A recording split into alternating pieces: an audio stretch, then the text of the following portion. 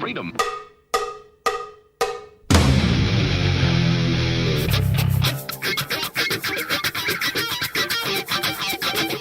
You've got to groove on freedom, like the good book says.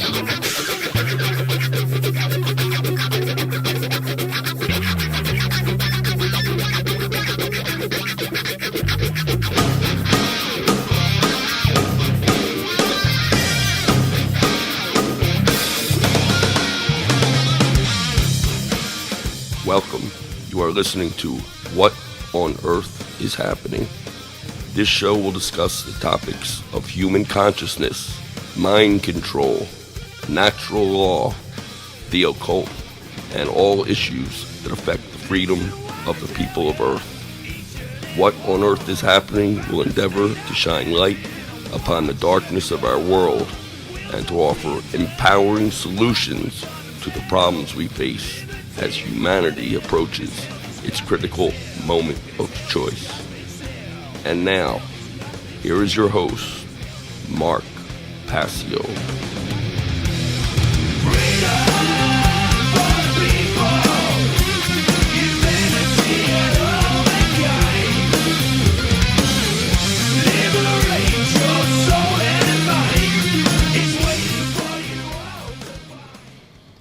Welcome one and all, you're watching What on Earth is Happening. I'm your host, Mark Passio. My website, whatonearthishappening.com. Ladies and gentlemen, government is slavery. And here on What on Earth is Happening, we are ending slavery one mind at a time. Welcome and thank you for tuning in today. Today is Sunday, June 19th. 2022. This is episode number 258 of What on Earth is Happening. We have a great show lined up for you here today. I'm going to be going through my presentation entitled Fear of Sacrifice in the Freedom Movement in an extended format on today's show. This is a critically important presentation. I originally gave it back in October of 2021 as part of Derek Brose's Conscious Activation Tour here in Philadelphia. And I had about 45 minutes to give that presentation, and I was pretty much right on time with it, but I feel like the presentation is so important that it really deserves to be conducted in an extended format like I'm going to do here today, because this topic is so misunderstood. It is something that many people within the freedom movement still have not recognized. And it's something that I feel really needs to be reinforced and gone over again. So we're going to be talking about what it is to actually make a sacrifice of your time and effort to get involved in the cause of freedom. Not just cheerleading it, not just watching from a distance, not just observing, not just sitting back on the sidelines, watching it as if it's some type of spectator sport when your actual life hangs in the balance and the life of those you love and those who come after you hang in the balance. So many people just have no skin in the game when it comes to this entire dynamic. And that's what we're going to be addressing on the show here today. So that being said, let me jump over to my housekeeping announcements on my laptop. And I'll get those out of the way, and then we'll jump into the presentation. Here we go.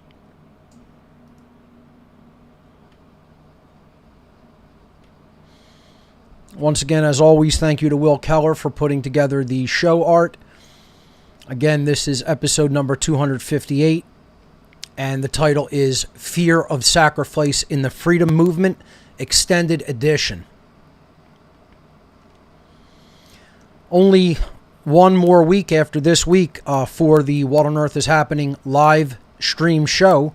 I will be going into hiatus during the How to Become the True Media seminar, which will be hosted online from July all the way through December for the next 6 months. So we have one show left. I said that the last show for this season of What on Earth is Happening was going to be on PSYOPs. I'm not sure if I am going to do that topic. I may do something else next week because I think I might do the PSYOP presentation for one of the conferences that I'm going to be involved in the fall. I think the two topics, I'm not sure which one I'm going to do for which conference yet, but I think the topics that I've chosen is PSYOPs and de facto Satanism. Again, I think those are topics that really need to be unpacked with great care, and I think it's something that I want to be a formal presentation rather than just a show, something that I put on DVD and flash drive, etc.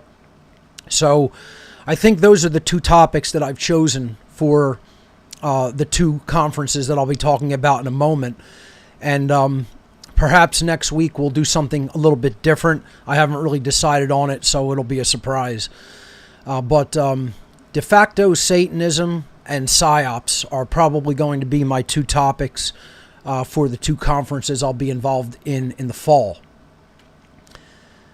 The How to Become the True Media seminar for 2022 racing toward us. Again, only a couple of weeks left to enroll electronically. Even less time than that if you're going to enroll via check or money order. This is an online technology skill sharing seminar. 23 weeks covering introductory and intermediate topics on computer technology and publishing and communication online.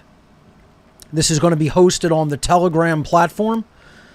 And we've been doing some tests on Telegram recently. We conducted tests privately, but now for those who have enrolled, we will be doing public tests every Tuesday, possibly every Tuesday and Friday, but definitely every Tuesday until the seminar comes up.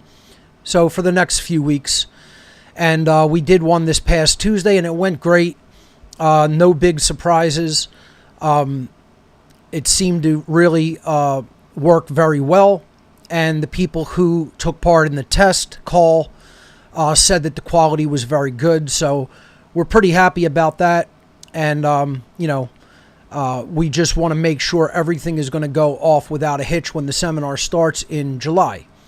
So How to Become the True Media will take place this year every Monday evening from 8 p.m. to 11 p.m. Eastern U.S. time from Monday, July 11th through Monday, December 12th, 2022 for a total of 23 class sessions. There is limited space available. We're almost at 100% capacity. Quite frankly, we're basically at 100% capacity. If anybody else joins the class, we're still going to allow it and push a little bit beyond the 100% capacity that we're actually at. So you have until July 4th, 2022 to enroll. You can enroll at howtobecomthetruemedia.com. Howtobecomthetruemedia.com is the website. You can click the button there for enrollment. That will take you to my gifts area, and you can enroll in all the ways that we accept enrollment in gifts, plus check or money order through July 1st.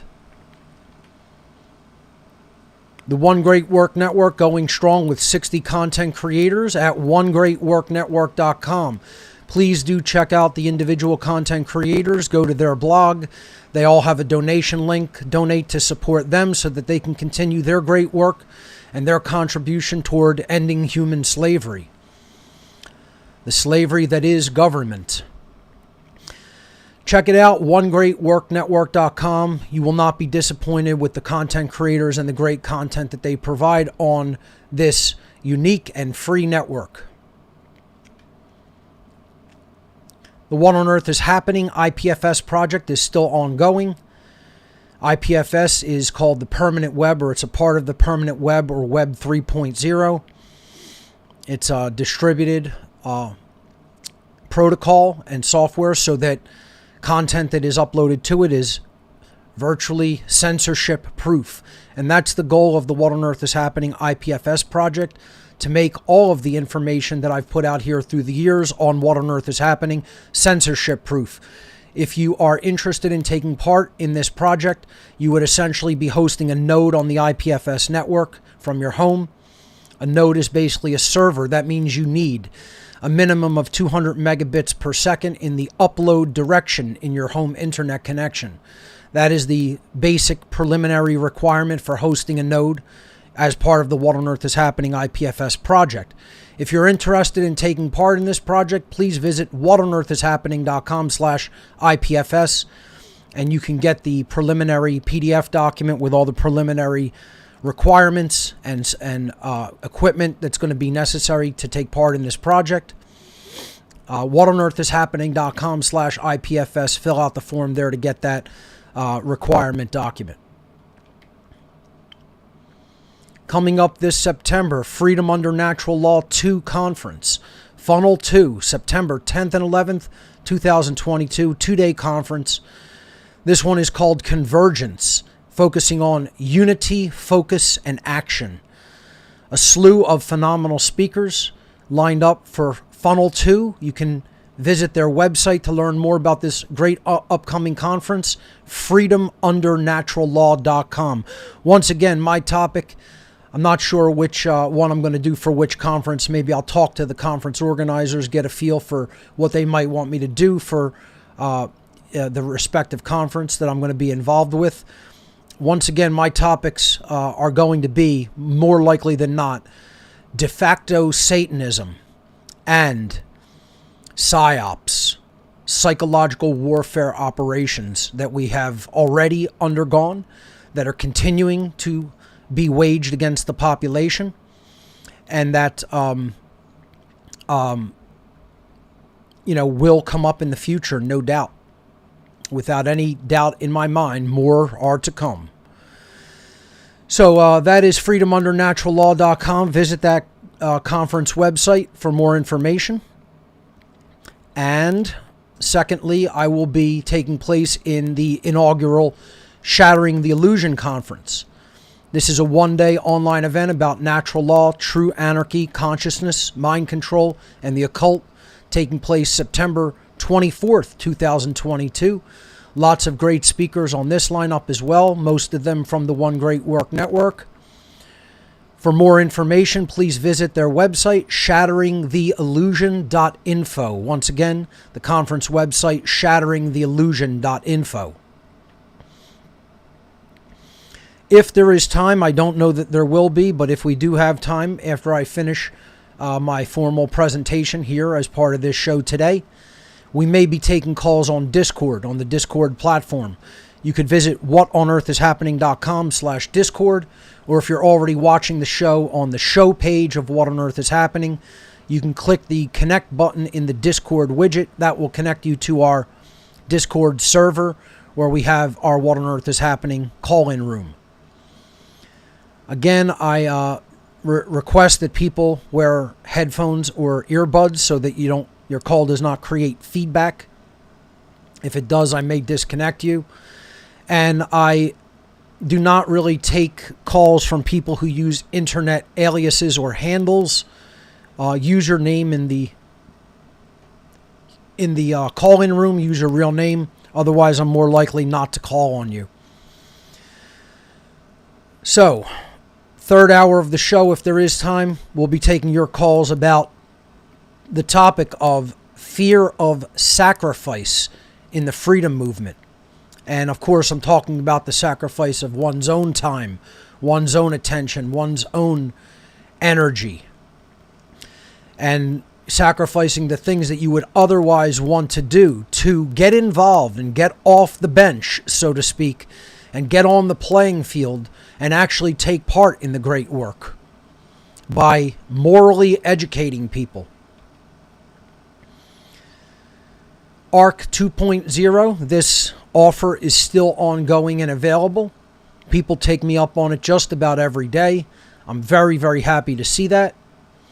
The ARC is known as the Amazing Repository of Knowledge. It is a 2 terabyte drive that you ship to me that I fill up with all the research data that I have acquired over the years to understand what I understand as part of what the information that I'm disseminating here on What on Earth is Happening. There are over 26,000 audio files, over 9,500 books, and over 3,400 videos that comprise the information on the ARC 2.0 drive. If you're interested, there are pretty rigid shipping instructions to protect your property and to make it a streamlined process for me to respect my time. And that is why the shipping instructions are the way that they are. Please take them seriously and be respectful of my time. That is what it is there for. So if you want to take me up on the ARC Drive offer, it will completely change your worldview and your understanding of the reality that we live in. You can visit whatonearthishappening.com/ARC and fill in the form there to get the shipping instructions for the ARC Drive offer. The ARC has really radically transformed people's understanding of our current world.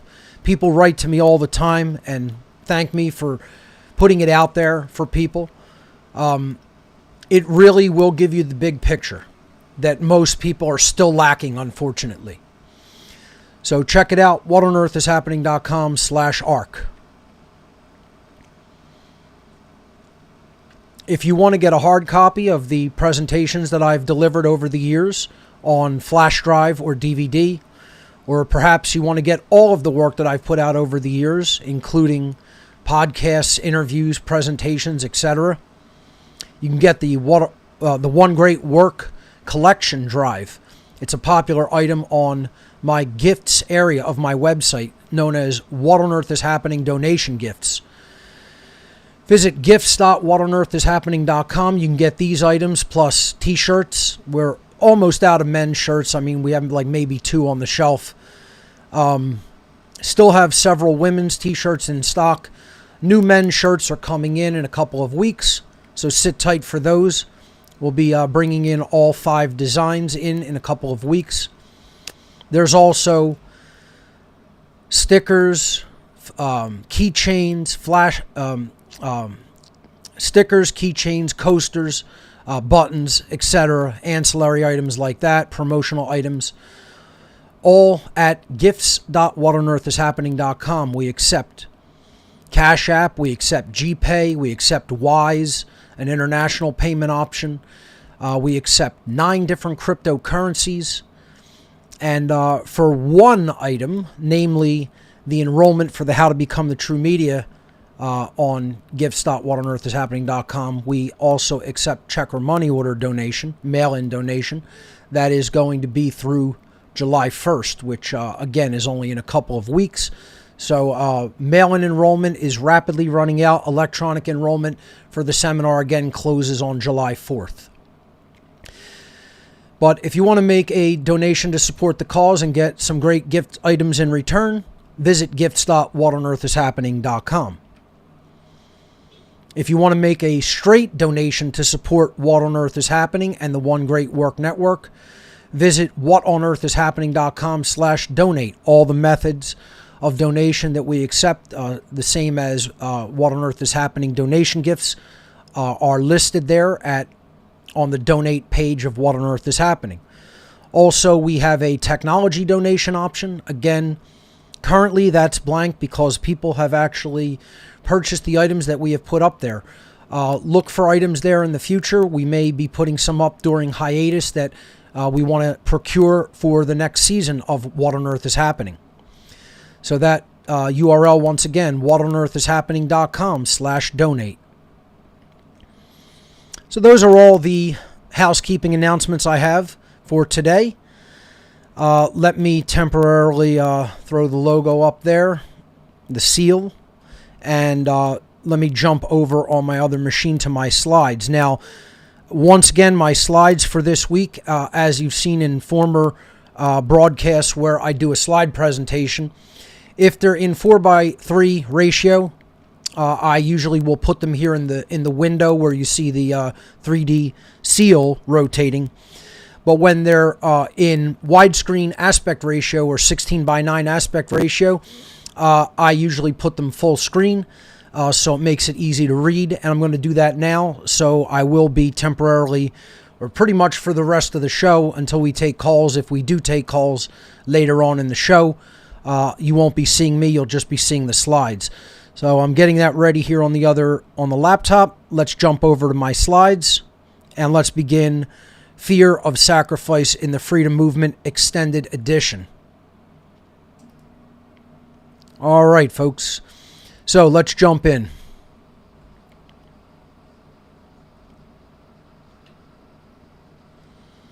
Again, this presentation was originally given as part of the Conscious Resistance Activation Tour, which toured over 20 cities. Derek Brose's group called the Conscious Resistance hosted this.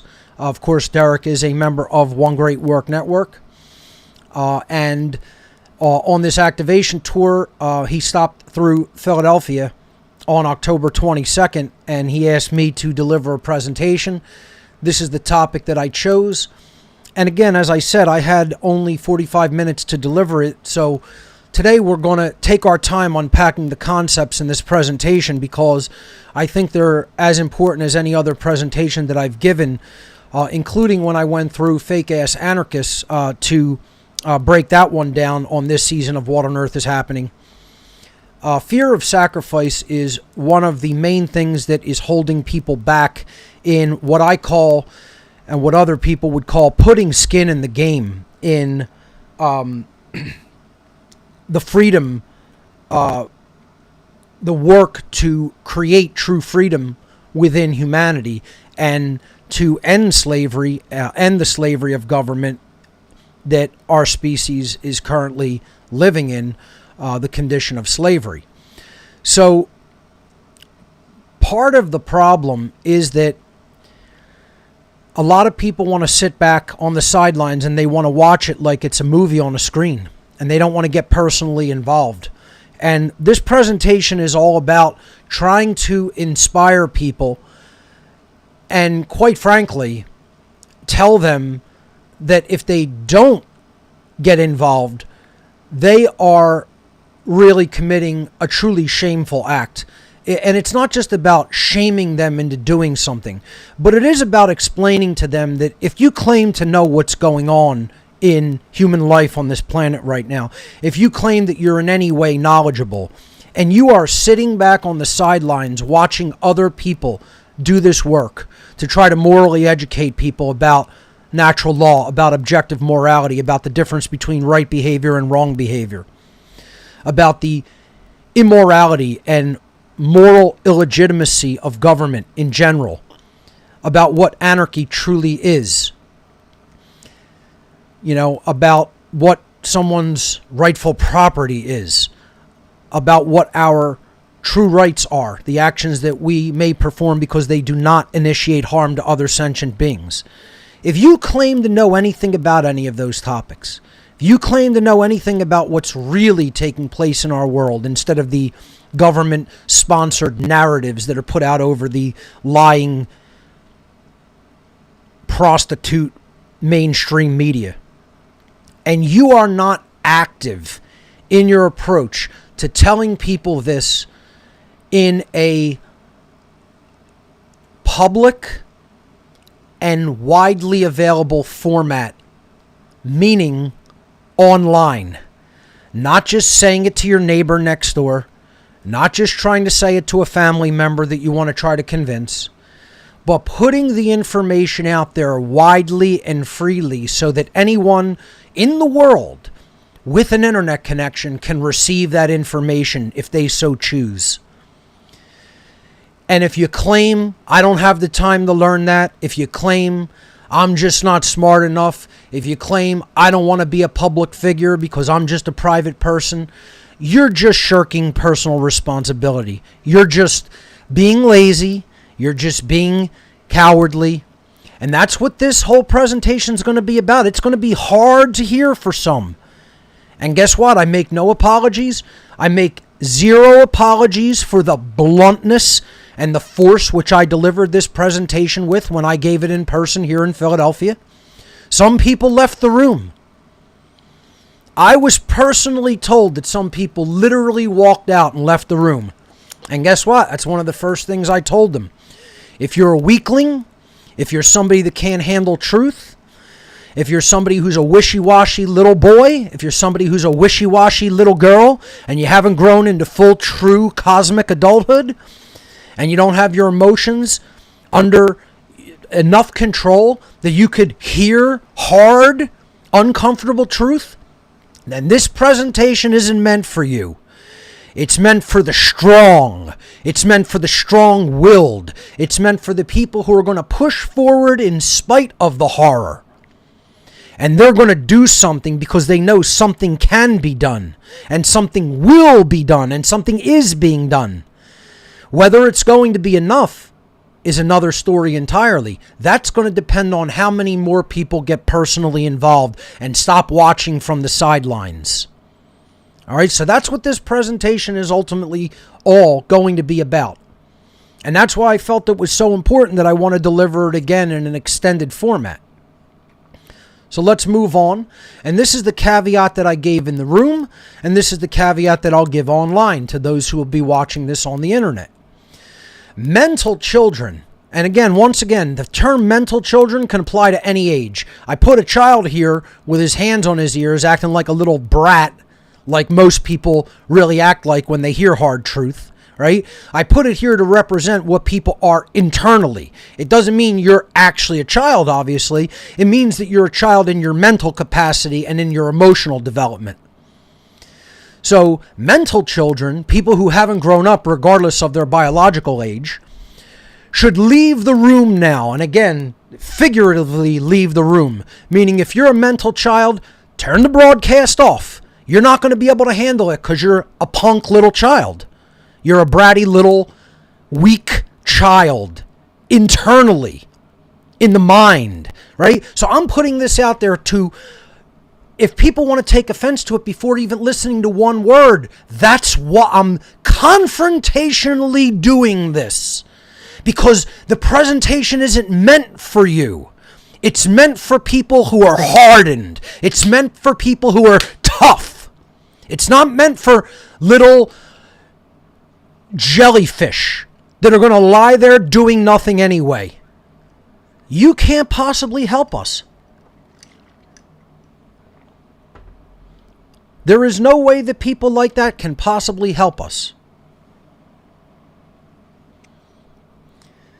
So, what I am attempting to do here is reach the people who are actually going to do something.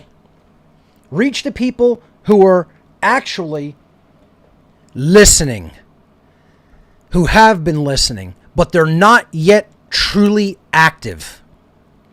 There are people who have potential to do something, but currently, right now, they simply haven't gotten started. And there's tons of reasons for that. There's tons of reasons why people haven't begun. One, they're afraid of losing their privacy. This is a huge one. People think if you hide and you don't make your name known that you're going to somehow be safer than other people. You're absolutely delusional, number one. 100% absolute delusion if you believe that nonsense. And we'll get into talking about all this throughout the presentation. But I'm trying to explain to people who I'm trying to reach. This presentation is not going to be for everyone, folks. As I said, I'm not intending it to be for everyone, and I'm starting it confrontationally, deliberately. Deliberately. This is deliberately done to turn people away who aren't the people who I'm looking for as part of this presentation. To get you to understand that you got to have skin in the game. You personally, if you claim to understand what's going on, you have to get involved. So, my caveat is, mental children should leave the room now so the real adults can talk. Okay? Once again, you're going to hear things that are uncomfortable. You're going to hear things that are going to make you angry. You're going to hear things that are going to make you want to turn it off. If you're a little fucking baby, go ahead and shut the fucking show off. Let's just put it like that. Let's just be an asshole about it and get that out of the way automatically. If you're the little fucking brat in this image, this presentation isn't intended for you. because more than likely you're some kind of a loser who isn't ever going to get activated, and your time is not well spent even bothering to watch. If you're on the fence about getting involved, if you're on the fence about actually doing something publicly, then you're going to want to listen to this presentation, and it's going to really help you to understand why you should stop waiting to get involved. So I said here on this slide, I'm going to hit people with hardcore, uncomfortable truth in this presentation. Unfortunately, most people don't want to hear it, especially the people who already believe that they are quote unquote on the right side, but actually are not engaged in doing what is truly right. That's what this presentation's about. It's about people who claim that they're the good guys. Once again, I always talk about people have an erroneous notion of what it means to be a good person. And part of that is, if you're sitting back doing nothing, and if you're watching all the evil that's going on this planet go on without challenging it with your voice publicly, don't tell me you're truly a good person, because you're not. If you're not involved in some capacity in getting that information out to people, please don't lie to yourself, and don't lie to me, and don't lie to other people that you're actually good, because you're not good. That's the problem, is that people have a false notion in their mentation of what it means to be good.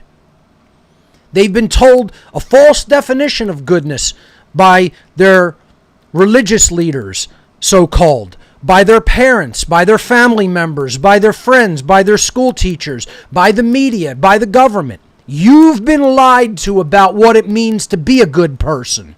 And that's the whole problem in a nutshell. You believe that being a good person just means you yourself don't actively harm other people and steal from them, and that you have this intention of wanting things to work out for the better. That's not what a good person is or does. A good person recognizes that evil is going on largely unchallenged, and if it's ever going to get any better, if the world situation, if the human condition is ever going to get any better in our lifetimes or at all, you have to speak the truth into creation. You have to speak the truth into the minds and into the hearts of our fellow human beings. They're constantly being bombarded with the lie everywhere. Again, I ask the question, how many people have put forward the lie that one human being hears over a course of a lifetime? How many voices of the lie have spoken the lie, and it's been broadcast to them through one mechanism or another, and they've taken in something that is false into their internal psychological makeup over the course of their lifetime? Imagine from the time one person is a small child to the time that they're a full-grown adult, and then later into their older adulthood. How many people have told them things that are false? And then compare that number with how many people have actually reached them with the voice of truth. And then you will understand why the world is in the current condition that it is in. There will be no mistake and no doubt about it.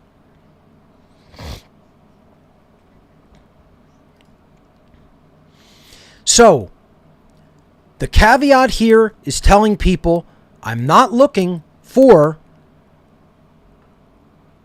wishy-washy people. I'm not looking for the wishy-washy, okay? I am looking for people who are going to listen to this, take it to heart, really think about their behavior, where it has been up to this point, and who will make an effort to attempt to understand what they have failed to do by getting involved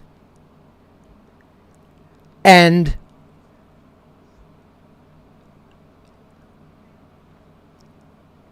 folks, I'm hearing some kind of an echo coming from someplace. Just give me a moment to see if I can work this out and see where this is coming from. Give me 1 second here. I'm sorry, I'm having some audio issues here.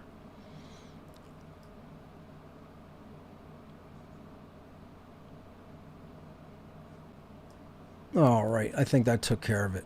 Okay, so once again, the people who I'm trying to reach, again, this is important for people to understand.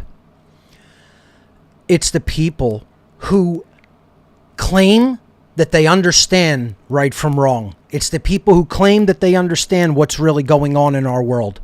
It's the people who claim that they understand that the current human condition is slavery. Okay? Yet, they have not gotten involved on the battlefield for whatever reason, and we'll talk about the reasons that are the things that are holding them back. Okay? They are sitting on the sidelines and not truly getting involved. And that's because they either don't want to be public figures. They're afraid to speak publicly. They think they're somehow protected or made safe by not speaking out.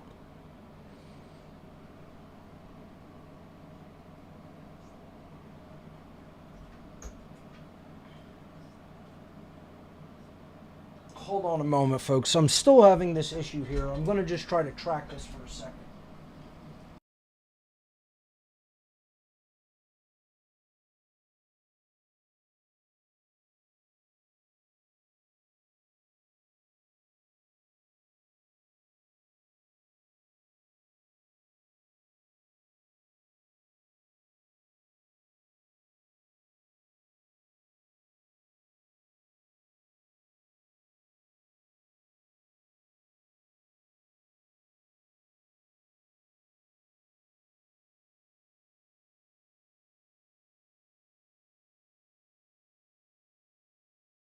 Check 1 2. Sorry about that, folks. All right, I think it's corrected.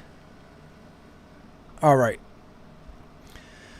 It's just having an echo go on somewhere in the room is very distracting. I'm not really sure what occurred, but all right, we're back. Okay, so hold on.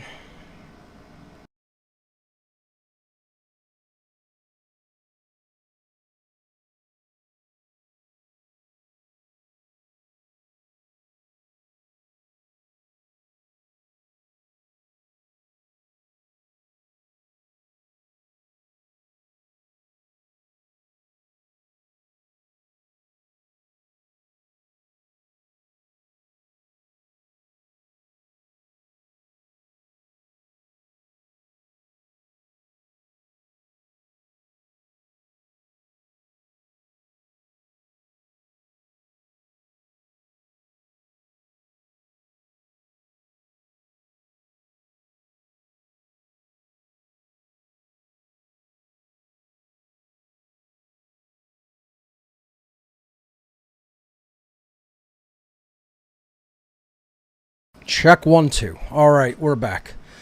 All right, I definitely got it resolved now. I apologize for having to unplug that cable and cut my mic for a moment, but it's definitely resolved now. That's going to help get my attention on track, not hearing an echo of my own voice.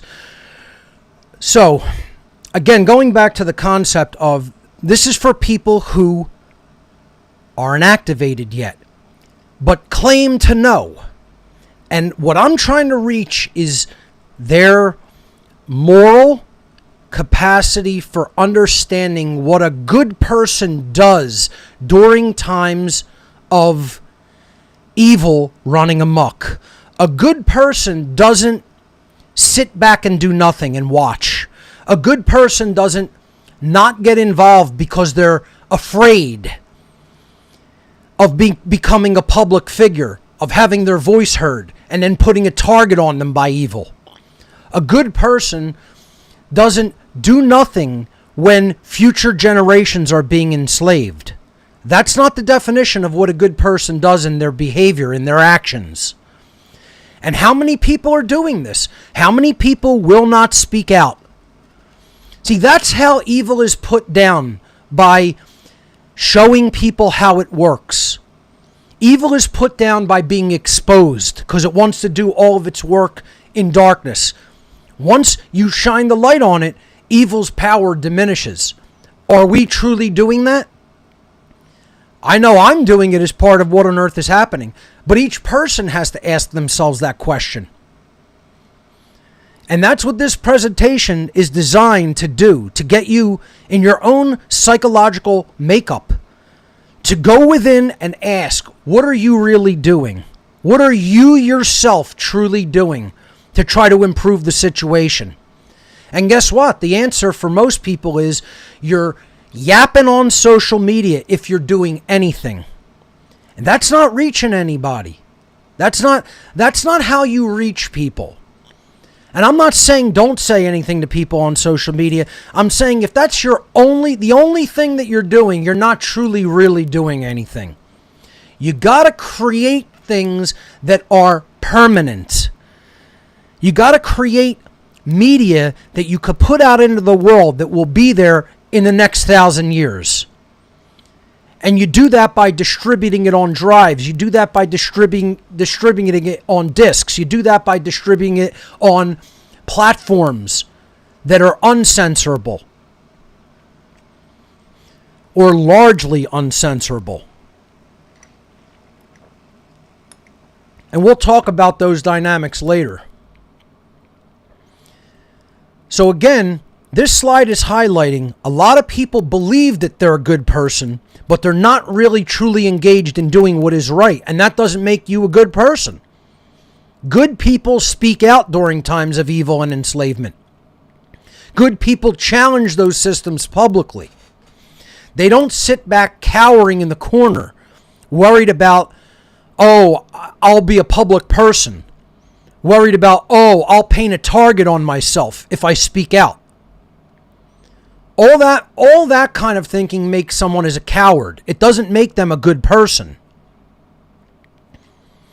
And this is what I see all over the place in the freedom movement, in the freedom community, is people with asses in the chair instead of at the platform, at the podium.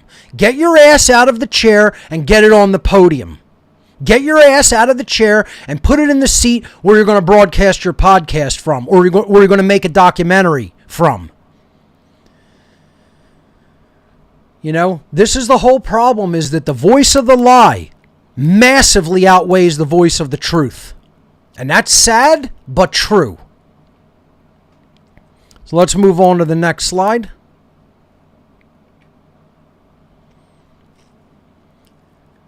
Just about everybody in this movement, the so-called freedom movement, what I've called the My Freedom movement, it's not a true public freedom movement for all, it's the My Freedom movement, because it's filled with people who are totally egotistical and only give a damn about themselves. They care about their time. They care about their money. They care about their, my.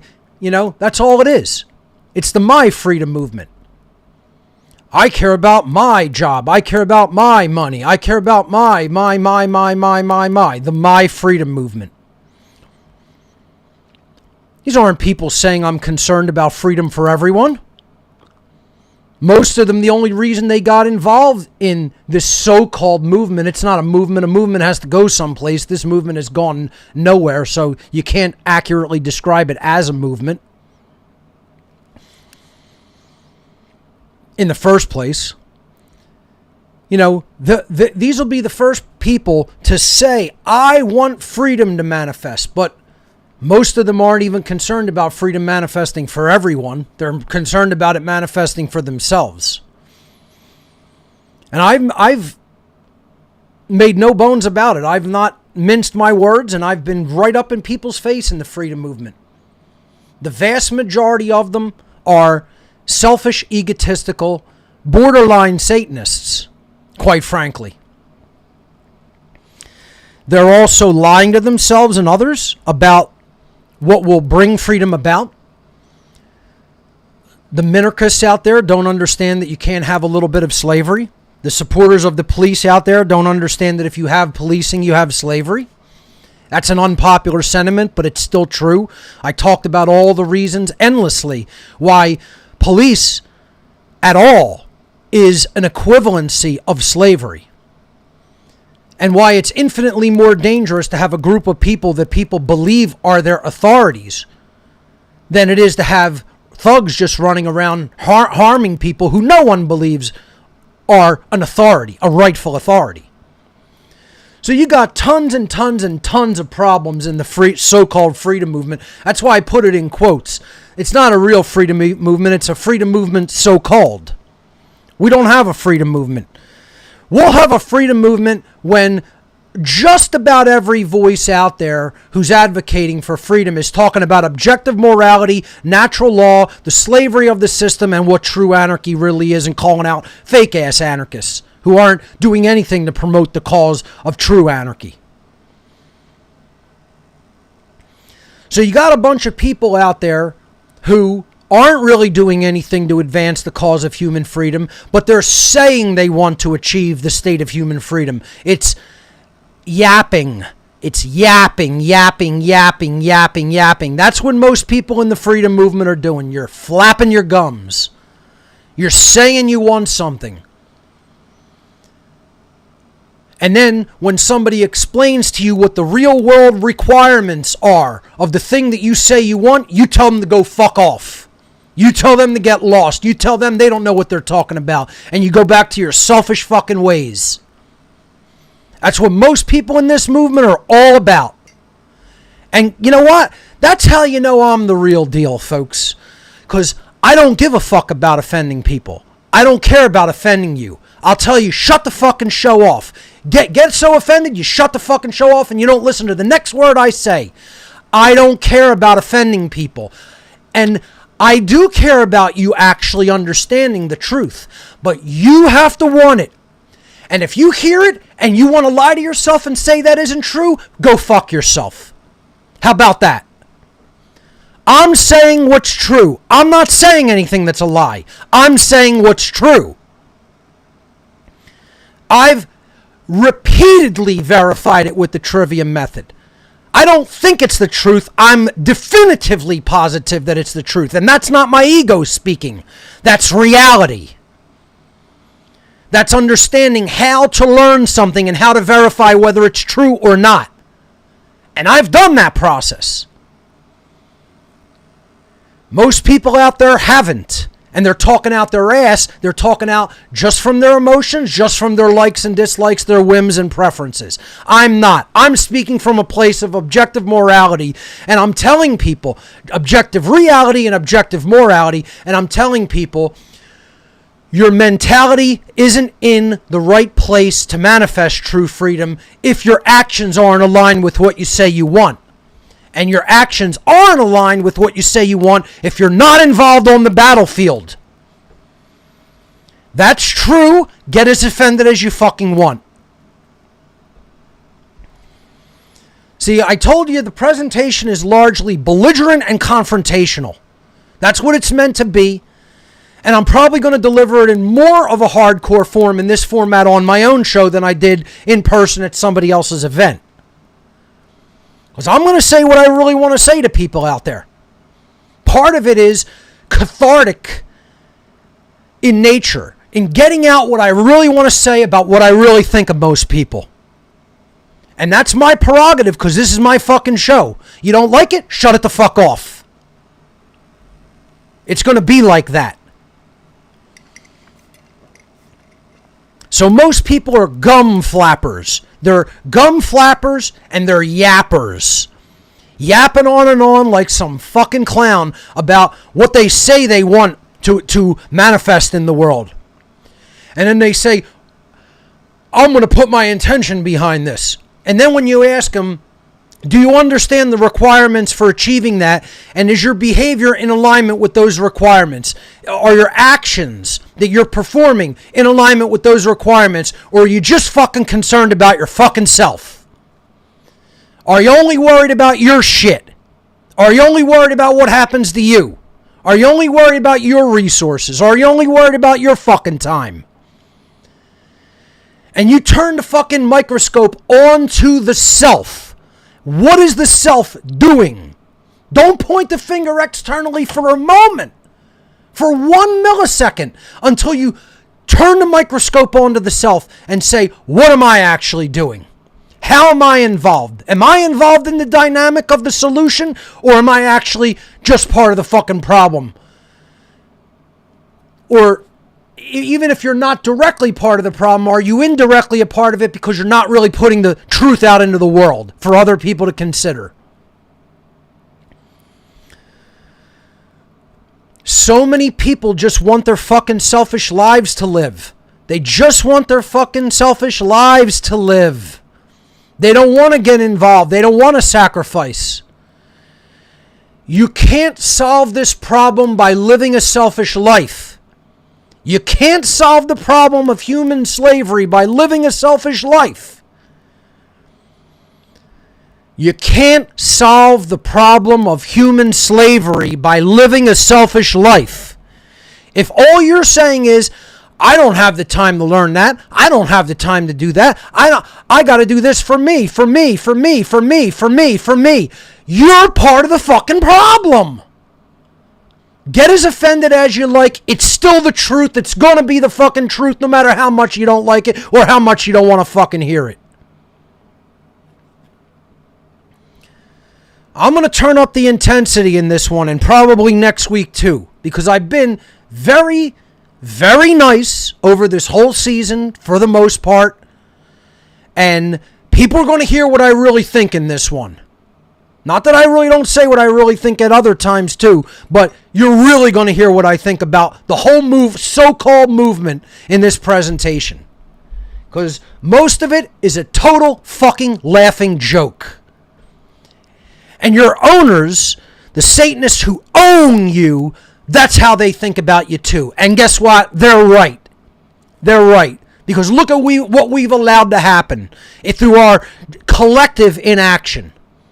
Some people are very active. Some people are doing what they're supposed to be doing. Some people are doing the right thing. But it's a pissant few. It's a pissant, piss in a pot amount. And it's not good enough. It's not even close to being good enough.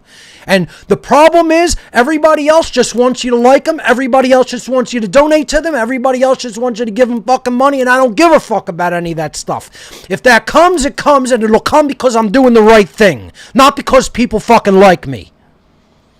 That's how you know I'm the real deal and I'm not some fucking fraud like most other people in this movement.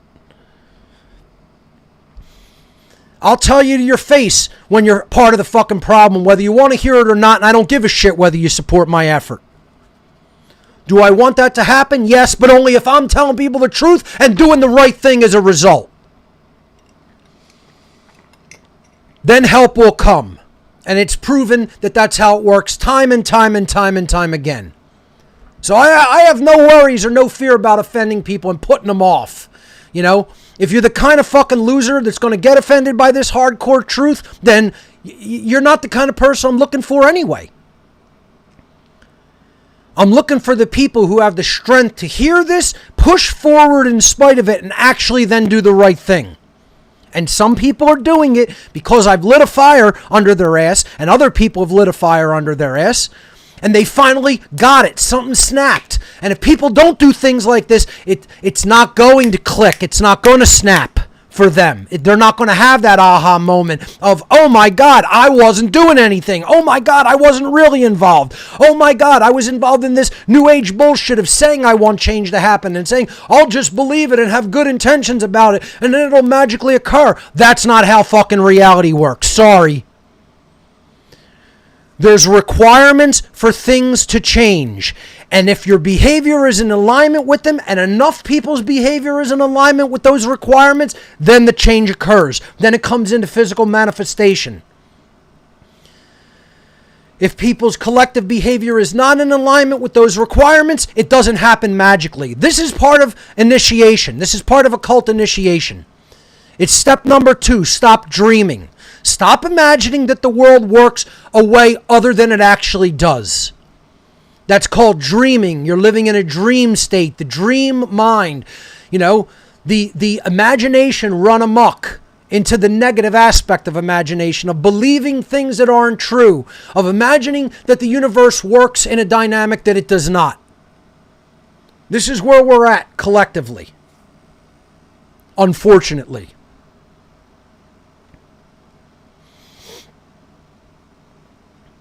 You have people that want something to occur while simultaneously ignoring the requirements for them to occur. If you have a dirty room that's filthy, that hasn't been cleaned in 5 years, and it's full of dust and grime and debris and detritus and things that have just been strewn all about, and you walk into the room, there's a requirement for getting that room in order and cleanliness. It's called work. It's called having to do the work to export all of the entropy. Again, there are only two actual forces at work in the world, and this is what they teach in the occult world. There's entropy and syntropy. That's it. Entropy is the force that breaks things down, creates decay, creates stagnation, breaks things down into their constituent elements and non-differentiation. That's the chaotic force at work in the world. You could call it chaos, you could call it entropy. Whatever word you want to refer to it, it's the disorderly force. It's the force that creates a state of disorder and chaos. The ordering force is known in the occult world as simply evolution. So they call the entropic force, the one that it creates chaos and dissolution, they call that the force of dissolution in the occult world. The ordering force is evolution. This is what we need to do, the requirements to bring about a state of order. Order, syntropy, evolution, creating a state of order from what was a state of chaos. There are requirements for that condition to manifest. The requirement is work. The requirement is cleaning it up. The requirement is putting things into a state of order where they were once in a state of chaos by exporting entropy. See, some people in the scientific world say there's only one real force, entropy and its exportation. When you clean a room, there's all the debris and garbage and waste and dust and grime stay someplace. Yeah. It goes onto the rags, it goes onto the paper towels, it goes onto whatever you're cleaning with, it goes into water, it gets flushed down the drain, it gets thrown in a trash bag, it goes into a landfill. It's all matter that still exists. You've just exported it away from your environment. And by doing so, you've created a state of order where there was once chaos. This is called doing work. Doing the work of ordering something.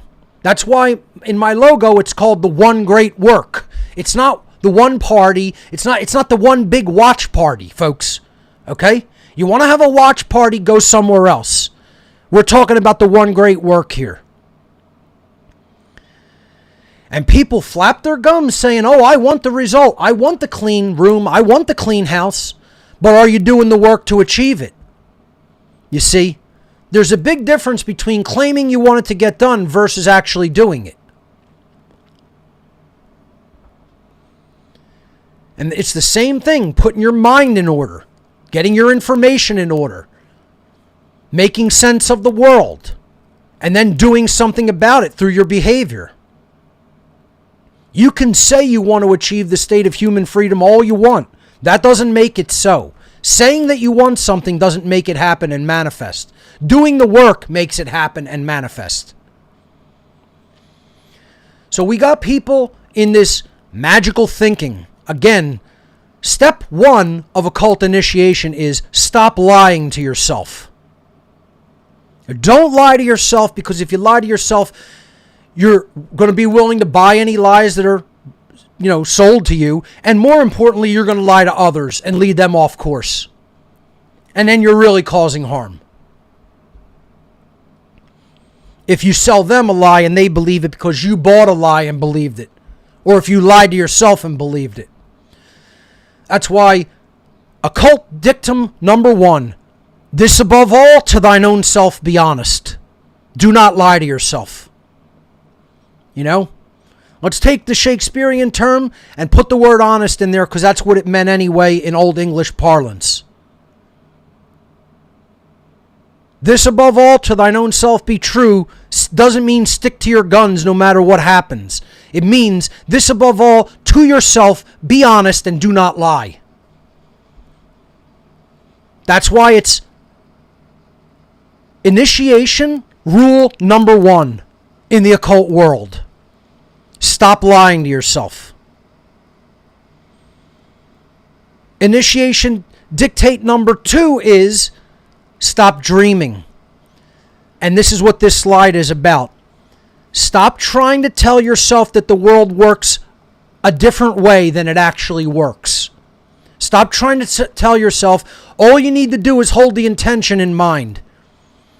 Claim to be a good person and say that you want the result to come about. That's not how it works. It's a bullshit lie. Your new age bullshit detector should be just going off at full blast. Work is how something is achieved. Work is how something is brought into manifestation. Action. Action, action, action. From day one, I've been hammering on this. And we still got a bunch of inactive fucking people sitting on their fucking ass with their thumb up their ass. How many times does it have to be said? It's entirely about action. How many people are taking the action to go and lie to people for a paycheck? How many people are taking action to go and be involved in the slavery system in some capacity or another just because they're getting a paycheck to do it? Oh, plenty of people will put their action behind something if there's money in it for them because that's their God. That's their God. We're going to talk about that being people's God. But how many people are aligning their behavior with the requirements for true freedom? See, they'll yap and flap their gums all day long about what they say they want to manifest. But is that really manifesting? No. Instead, what do we really have? You know, people, like I said, they can talk all day long about how they want freedom, but that's not what's really occurring. It's not occurring because they're not involved in the work. Their action is in alignment with their thoughts and their emotions. Again, they may even know the truth. Their intent through their emotions may be very good of what they want to come about. But if your action isn't in alignment with it, you're in a state of internal contradiction. And that's internal Satanism. That's Satanism at one level or another. Satanism is the force that divides us within ourself. Before it divides us externally in the outer world, it divides us in our inner world. And so many people in this movement are in a state of inherent internal contradiction with themselves. And that they haven't resolved that internal contradiction. That's why the external state is still in a state of disrepair and disorder and chaos and slavery. We're not in a state of internal sanitization and cleanliness and order. And so what do you expect? Our external state to reflect anything other than that? That's the Hermetic principle of that which is above is like to that which is below. The principle of correspondence. And that leads to the principle of cause and effect. If we're not involved in solving the problem from the causal level, from the causal dynamics level, we are ultimately treating symptoms, or actually we're part of the problem. People have to get out of this state of internal contradiction between their thoughts, emotions, and actions. We're going to revisit early on material about from What on Earth is Happening, about consciousness, our thoughts, our emotions, our actions. And revisit the concept. Action is of utmost importance. You could be totally united in your thoughts and your emotions. You could have the truth in hand. You could know how it works. You could, in your emotions, have very good intent. But if your actions aren't in alignment with that, you're in a state of internal Satanism, internal contradiction within. Satan coming from the Hebrew shaitan, meaning the opposer, the adversary, the force that divides, the force that creates internal opposition. That's what's inborn in most of us. You know, that's the whole idea of that's the force that went into the, quote, garden. It's a metaphor, folks. It's an allegory. It's not a literal story. The garden means they're living in harmony with natural law. They're living in harmony with nature. They're not acting in internal contradiction until the force of Satan comes along and gets a hold and says, don't you want the knowledge of the tree of good and evil? But it doesn't mean to eat of a literal fruit. It means to take it into yourself, to arbitrate the difference between good and evil. See, you're taking that unto yourself. That's what it means to eat of the tree, the fruit of the tree of the knowledge of good and evil. I've said this many, many times, broken it down allegorically, and people still do not understand it. Because they want to read it literally. They want to create their own interpretation instead of what it actually means. It means don't become the arbitrator of good and evil. You're here to learn what right and wrong are, not to arbitrate them. You're here to learn the objective reality of them. And then align your behavior to the good. But we're not doing that.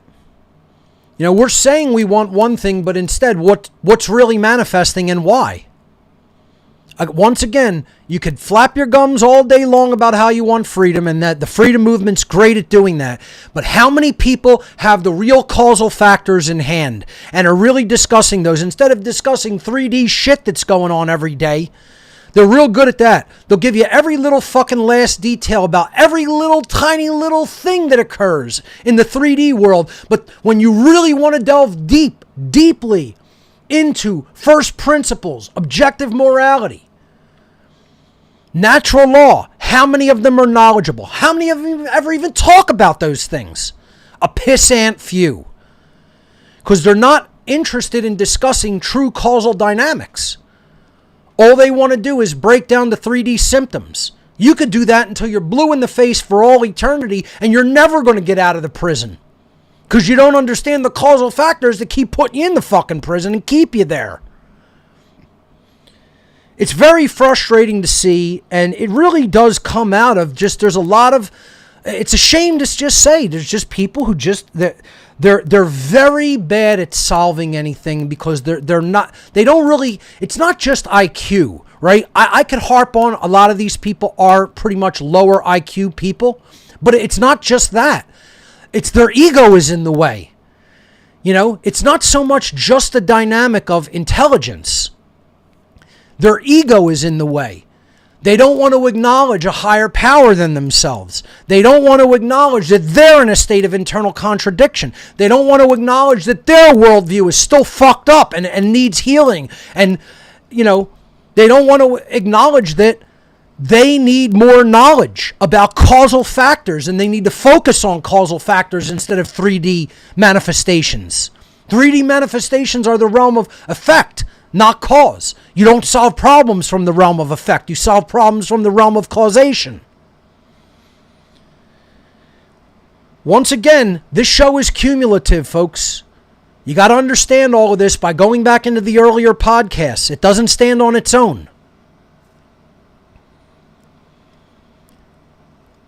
What on Earth is Happening is a cumulative informational show. Things that we talk about in later shows, it's all built on earlier podcasts that we did. So you got to go back to number one. You got to listen in order. I'm going to say it every single week.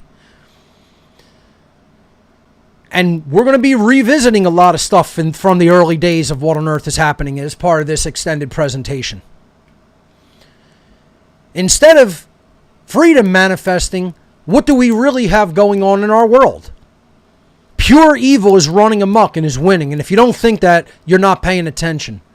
Human freedom is being destroyed and slavery is being instituted on a worldwide scale.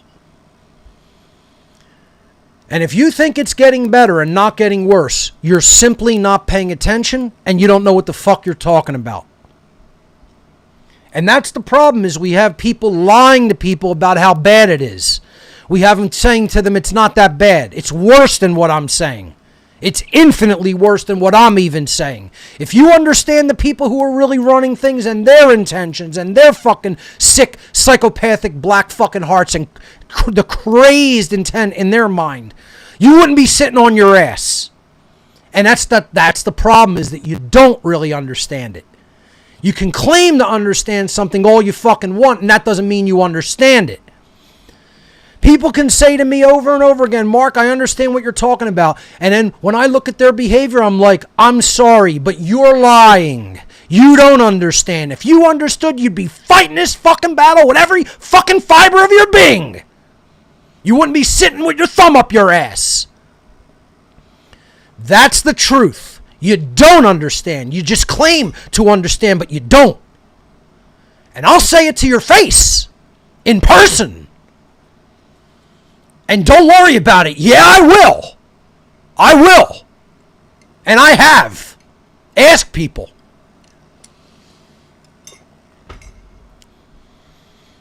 That's the problem, is no one will get up in somebody's fucking face. They're too timid. They're too afraid. They don't want to rock the boat. They don't want to create dissension. They don't want to create an uncomfortable situation, and that's what needs to be created. The people who say don't do that, you're wrong. And this isn't about bringing people together in their wrongness. This is about creating a situation of discomfort where the dynamic of the vibration of truth is interjected into the picture and makes people uncomfortable. And if you haven't figured that out yet, you don't know what the fuck you're talking about. That's the problem. You haven't figured out how the power of truth needs to be used. This isn't about bringing everybody together for a feel-good party. Once again, this isn't a watch party. It's real life. It involves personal participation to make change happen on a grand scale.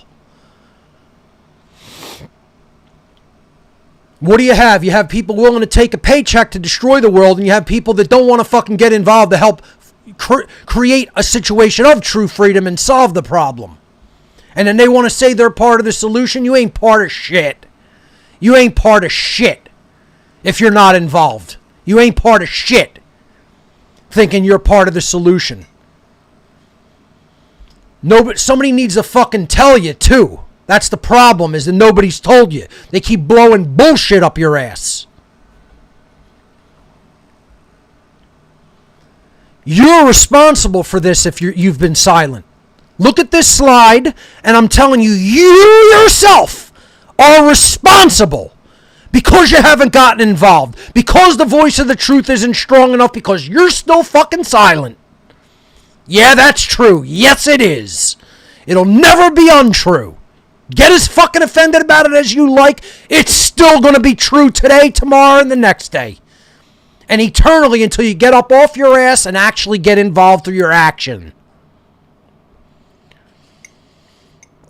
We're going to talk about all the psychological problems of why you're not involved. The lies you tell yourself, the bullshit stories you tell yourself about why you can't get involved. It's all bullshit. It's all a bullshit story. I don't care how busy you are, you can make some time to get involved in some small capacity. And every little bit helps.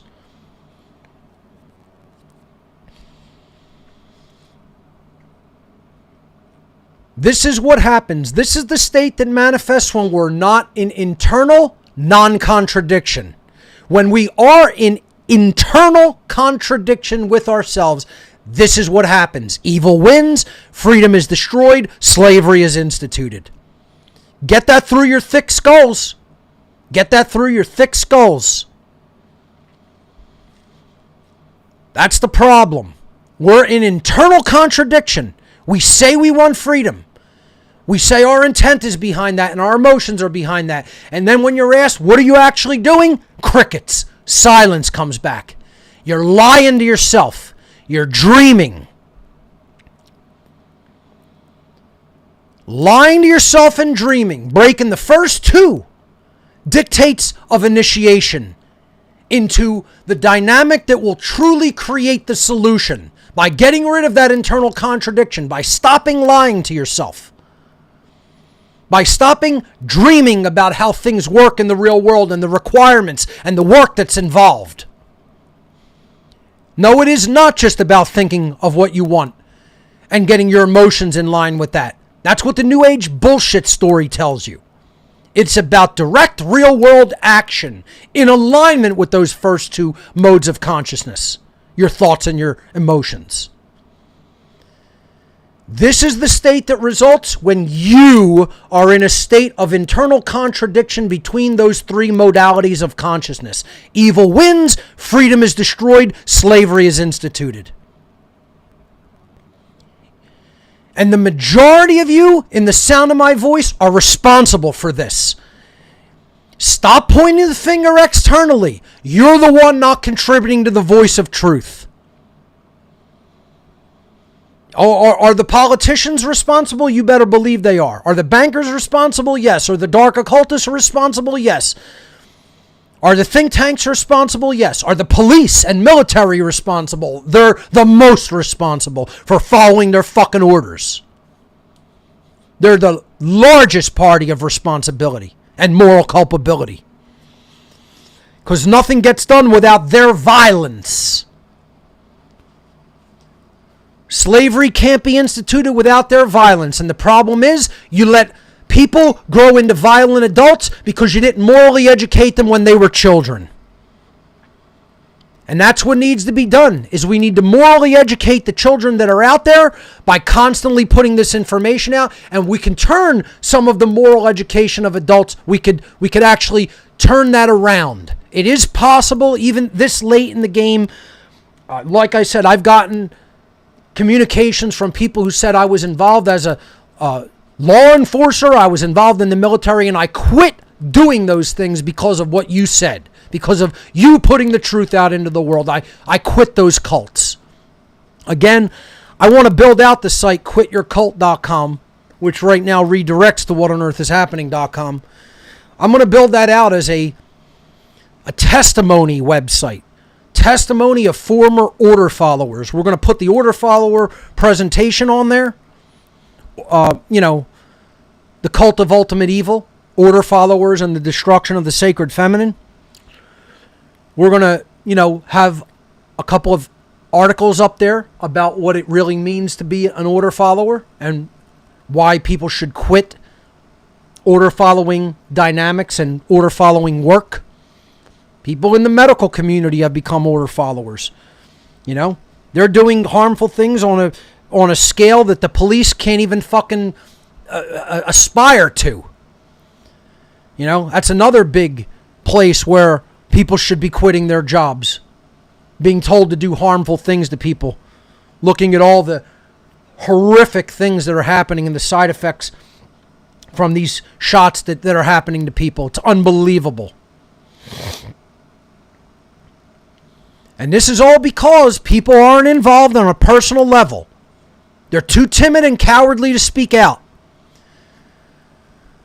And like I said, they got a billion different reasons. I want to maintain my privacy. Tough shit, your privacy. Like, that's fucking important. Tough shit. I want to be a private person. That's what you sound like, a fucking retard saying it. I don't want my name out there. You're a fucking retard. Alright? And that's how it needs to be said to you. You're a little fucking baby fucking retarded child. And it's just got to be said like an asshole to people. Because nobody else will just say it to you like an asshole. I will. What are you going to do about it? Shut the show to fuck off if you don't like it. It's still true. All the people out there saying, I don't want to tell the truth about slavery because I want to remain a private citizen. It's just pure fucking liquid diarrhea leaking out your fucking yap with every fucking word. Like I said, you're going to hear what I really think about you if you're a lazy, do-nothing person who doesn't want to get on the battlefield. It's what I truly fucking think of you.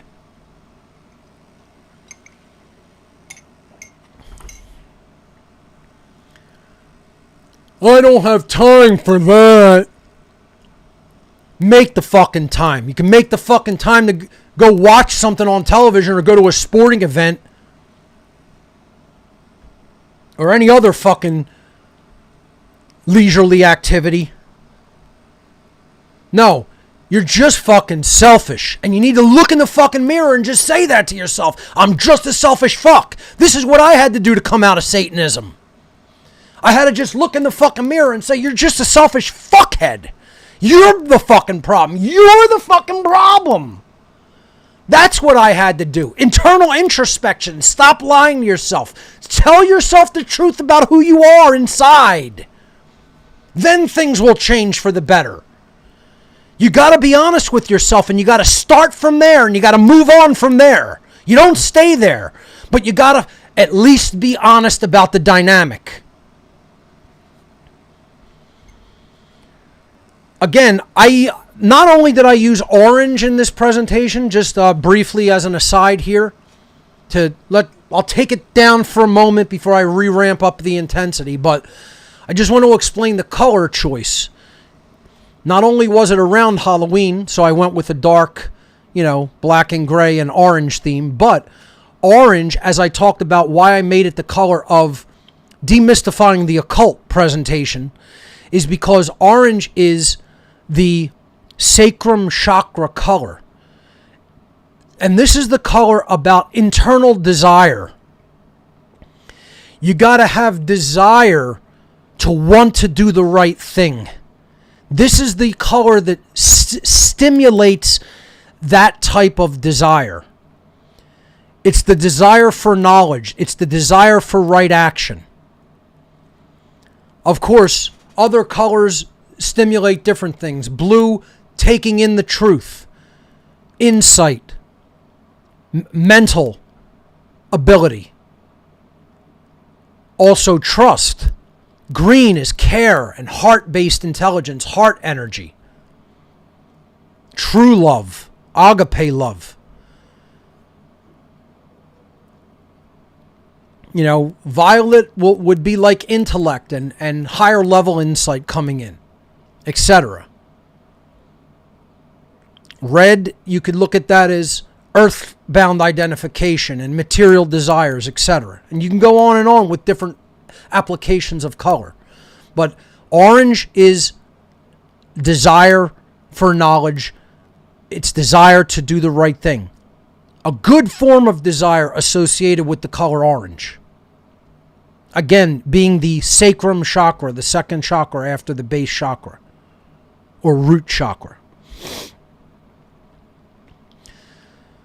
So once again, the first dynamic is stop lying to yourself. You got to be honest with yourself about what you're really doing. Are you just lazy? Are you just selfish? Do you just want to maintain your privacy, and that's more important to you than helping heal the world and getting it out of slavery? I mean, just think about how selfish that dynamic alone is. Sit and say to yourself in the mirror, look at yourself, sit down in front of the mirror in a quiet room and just say, I haven't gotten involved in the effort to end human slavery because I want to remain a private person. And say it over and over again to yourself. Over and over and over and over again. Say it to yourself and really hear it. Really listen to what you're saying. Say it as if you're saying it not only to the reflection in the mirror. Of course, you got to say it to that reflection in the mirror first and foremost. But say it as if you're saying it to the world. And then think if everybody else who has brought information forth said that to themselves and just stayed in that dynamic of personal selfishness. Then what would we know? Imagine if every researcher who brought out all the information that's on the arc drive, every researcher who's put out all the information that it put out into the world through documentaries and podcasts and video shows, etc., and books and audio lectures, etc., had all said, I'm not going to put any of that information out into the world because I just want to remain a private person. I don't want to be a public figure. I don't want to speak out publicly. Imagine that. Imagine where the world would be at. We'd already be in complete, abject, overt slavery already. And we're rapidly heading there in spite of all their efforts. Because more people won't make the same sacrifice. One of the things you're going to have to sacrifice is your privacy. And I'm not talking about just rampantly giving people information about you. I'm talking about being a public figure and speaking out publicly with no fear. Or in spite of your fear. Again, my guest last week, Benny Wills, talked about in his Parrhesia course how he is teaching people to speak in spite of discomfort, in spite of fear that they may have. That's what true courage is. That's what real bravery is. Is action, right action in spite of fear being present. If you want to do something about evil taking over our world, if you want to do something about our freedoms being destroyed and slavery being instituted on a worldwide scale, you can't be worried about your personal privacy and not becoming a public figure. You got to speak the truth unapologetically, widely and freely. So, one of the things that may have to be sacrificed is a certain level of privacy. And again, people are deathly afraid of that. So if you are, take the Parrhesia course. Benny will help you get out of that mindset.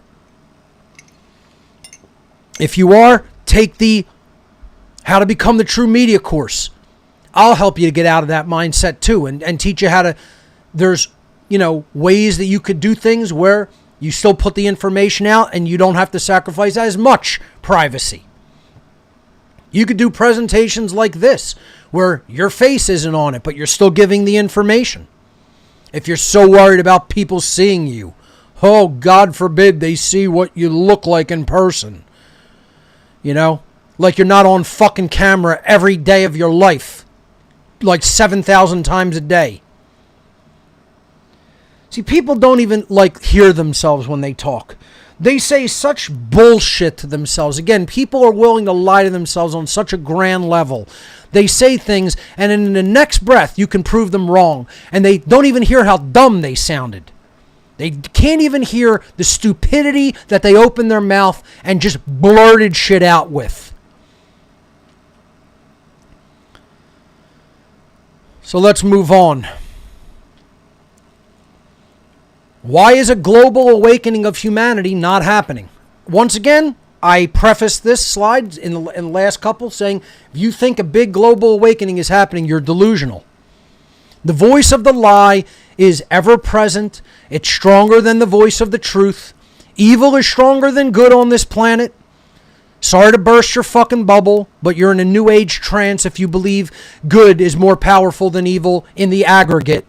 I'm not saying the cosmic force of good isn't stronger than the cosmic force of evil. But if you don't think evil in the aggregate has more power behind it than good does on the planet Earth, you're out of your fucking gourd. And you're lying to yourself. And here's why. Here's why evil's stronger than good. Here's why humanity isn't truly awakening in the aggregate sense. There's small, tiny, little, minuscule, almost insignificant pockets of people waking up. But if you believe a mass consciousness awakening is taking place, you need your fucking brain checked for being burnt in the sun. Literally. You've been sitting out in the sun fucking too long without a hat. And your brain is fucking fried. Once again, I'm not talking about is anybody getting it. Yeah, there's a small amount of people getting it. I get that. I'm not trying to institute total despair either here. I'm talking about, do you think humanity is awake in the aggregate and a true awakening of humanity is taking place? You're out of your fucking mind if you think that. All you got to do is look around at the tyranny taking place and the people supporting it, wanting to fucking take guns away from Americans. One of the last lines of defense we have against tyranny on a global scale, on a national or global scale. People buying into every bullshit narrative that comes down the pike on the nightly news. Dumb as fucking bricks. Dumb as stumps. And we think a mass awakening is taking place? You're delusional. And again, you gotta say that to yourself. You gotta be honest with yourself. You gotta really look at the world truly, not just look at what you want to look at. We're really good at lying to ourselves. Humanity is. We're really good at looking at only the dynamics that we surround ourselves by and then projecting and saying, oh, that's happening everywhere. You're lying to yourself. It's happening in a tiny little fucking isolated pocket of your bubble. The bubble that exists in your mind. And then you want to project that and say it's happening everywhere? Let me walk you through some areas of Philadelphia and you tell me what a global awakening is happening. Let's go walk through some areas of New York City and you tell me what global awakening is happening. We'll go and walk through some areas of Chicago or Los Angeles. And you tell me all about a global awakening. You're selfish, fucking egotistical thinkers when you think on that scale. When you think according to those dynamics. Because you just believe because you learned a little bit that the whole fucking world is like you, and it's not. It's not even fucking close. And you need to get your head out from up your ass of that new age type of thinking. This is describing the real dynamic about why humanity's truly asleep. Far too few human beings have become personally involved in the great work of morally educating others, and even fewer have made the personal sacrifices that are required to reverse humanity's descent into global tyranny. Now that's the fucking hardcore truth. Not some new age bullshit that somebody wants to blow up your ass to get you to stand down and sit on the fucking couch with your thumb up your ass. Or in a lotus position with your thumb up your ass. You know, saying you're going to meditate your way to freedom. You got to first understand the dynamics that create freedom from a causal level. And then ask yourself if they're in the world. And the answer is they're not even close to being in the world on any kind of a grand scale in the aggregate sense, collectively. People can't even define a fucking right, let alone know what rights are. If you can't define a right, how do you know right from wrong? That's the definition of what a right is. To understand the difference between right and wrong, you have to be able to define right. This is the problem. People have abandoned the concept of the definitions of words. And like I said last week, that's what solipsism is. Solipsism is just, I believe I can just define it however the fuck I want. I could just say it means this, and because I believe it, it means that. No, that's not how definitions of words work, asshole. That's called solipsism. That's called believing that you invent reality instead of that your mind is there to properly perceive and understand how reality works. There's an objective reality and there's a fucking truth of the matter. When it comes to things other than likes and dislikes and preferences, there is no truth about whether chocolate ice cream tastes good or not. To many people it does, to many people it doesn't. There's not a truth regarding that. That's an opinion. There are things that have a truth regarding them. Like whether people are free or not. Whether violence is taking place or not. Whether duress is taking place or not. Whether rights are being respected or not. Whether something is morally right or morally wrong. These are objective realities that are not subject to whims and preferences and likes and dislikes. They have a truth regarding them that is able to be known. That's why we have definitions of words.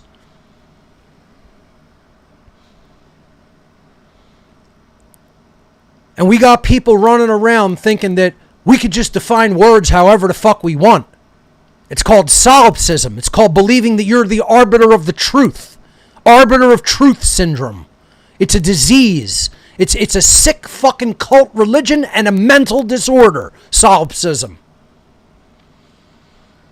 Again, we covered this in podcast number 1.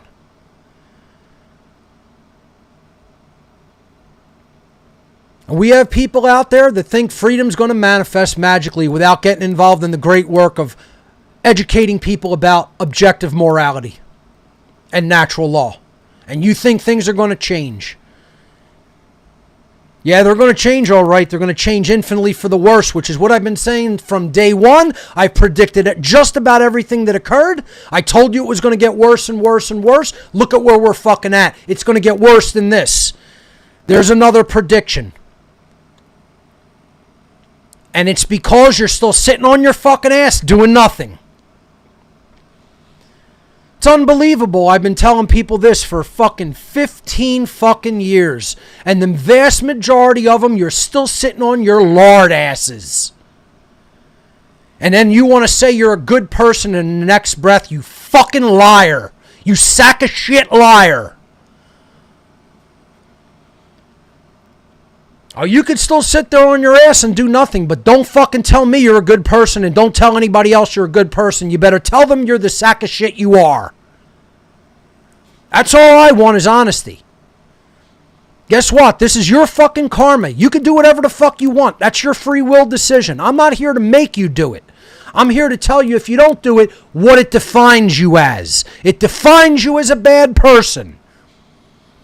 And if you think you're not going to be held accountable to that from creation, you're even more out of your fucking mind. And you could laugh, you could fucking ridicule it, you could fucking laugh about it, have a big fucking party about it. Go do whatever the fuck you want. What I said is still fucking true, motherfucker. You could say whatever you want about it, it ain't gonna make it untrue. That's what I'm doing. I'm speaking the hardcore, uncomfortable fucking truth, and it is definitively, factually, objectively true. And you will not make it untrue. Not because I said so, because that's the way the dynamic actually exists in nature. And it's discoverable. It's learnable.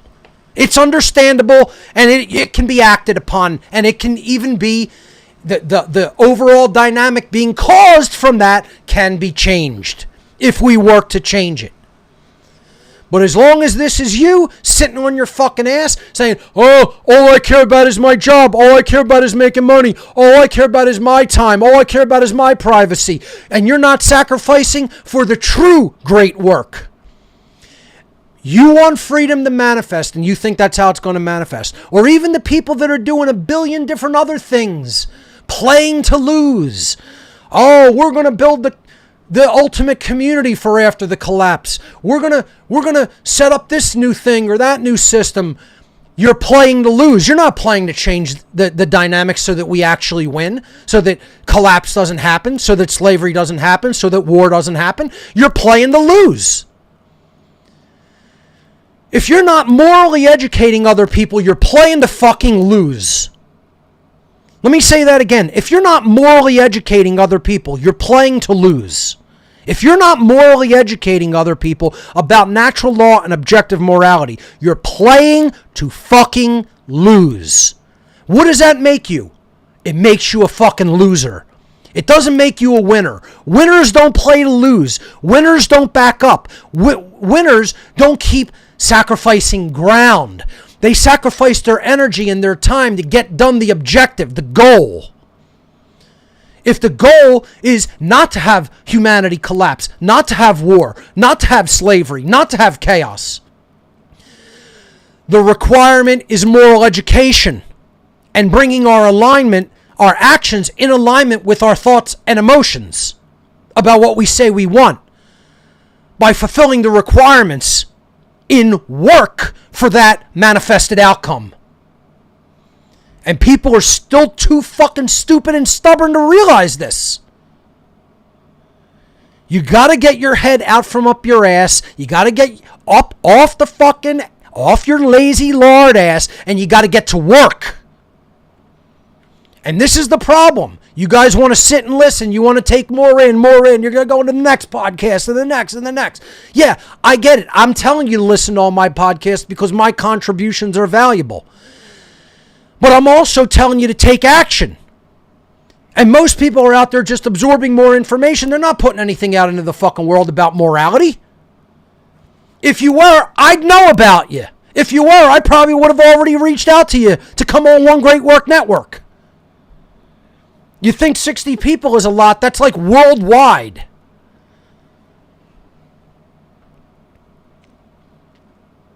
There's requirements for making global change on a massive scale happen in the aggregate. The problem of why it's not happening is written on this slide. Far too few people have become personally involved in the action of doing the great work of morally educating others. If you're not doing that, you're not involved in the solution. You may not be deeply involved in the problem, but you're not really helping the solution either. You're effectively a player that doesn't matter. You're not really a player in the game. You're sitting on the fucking bench. You're a potential player sitting on the bench, but you haven't gotten onto the playing field. And it's because most people don't want to make the personal sacrifices in their lives that are required to do this work. That's why we're losing. We're not winning. We're losing. And that's the reason we're losing. So in this section, I'm going to take a while to really break down the dynamics in human consciousness related to the requirements of making a personal sacrifice to create change in the world. It's very simple, folks. Let's just go back, before we even build out this chart, let's just go back to the analogy of cleaning your room. If your room hasn't been cleaned in 5 years, it's a fucking disgraceful mess. So, you look around at it and you go, wow, this is going to take quite a bit of work and effort to clean this up. There's grime everywhere. There's dust everywhere. If you have animals, there could be urine or feces. There could be mouse droppings. There could be ants and other insects. It's a million different things that you could imagine. Walls might need to be patched in certain areas. Obviously, surfaces need to be dusted and cleaned. You look at things that have only been left untouched to nature without any ordering of a human being's hand, even over a couple of years. You can't even believe the amount of entropy that builds. And then it requires more effort to export that entropy, as we talked about.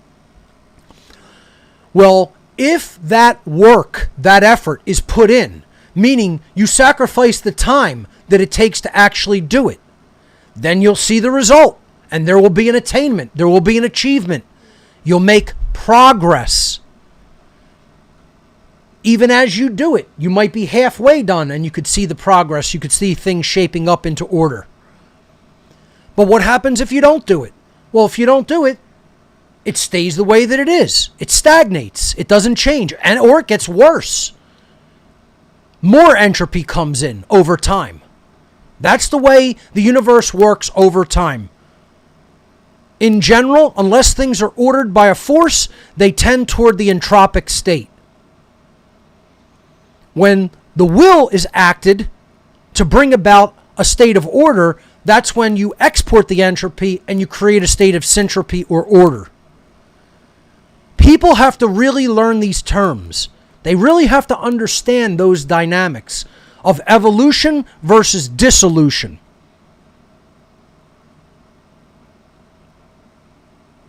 Of entropy versus order.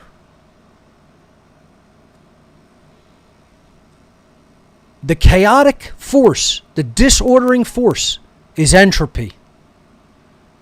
Unless the entropy is acted upon by the will, by consciousness, it doesn't magically become ordered. Again, if you have a jigsaw puzzle in a box, just thrown randomly, the pieces thrown in there. That's in a state of entropy. It's disorder. It's chaos. There's no pattern to it. It would take consciousness to act on those pieces by an act of the will to assemble them into an orderly state where the picture is seen. You can give a million different examples. A house being built is just a bunch of wood and maybe steel and, other building materials in a state of chaos until it's acted upon by the will to order it and make it look like a house. Nothing magically orders itself. If it doesn't get ordered, it stays in the state of stagnation and chaos.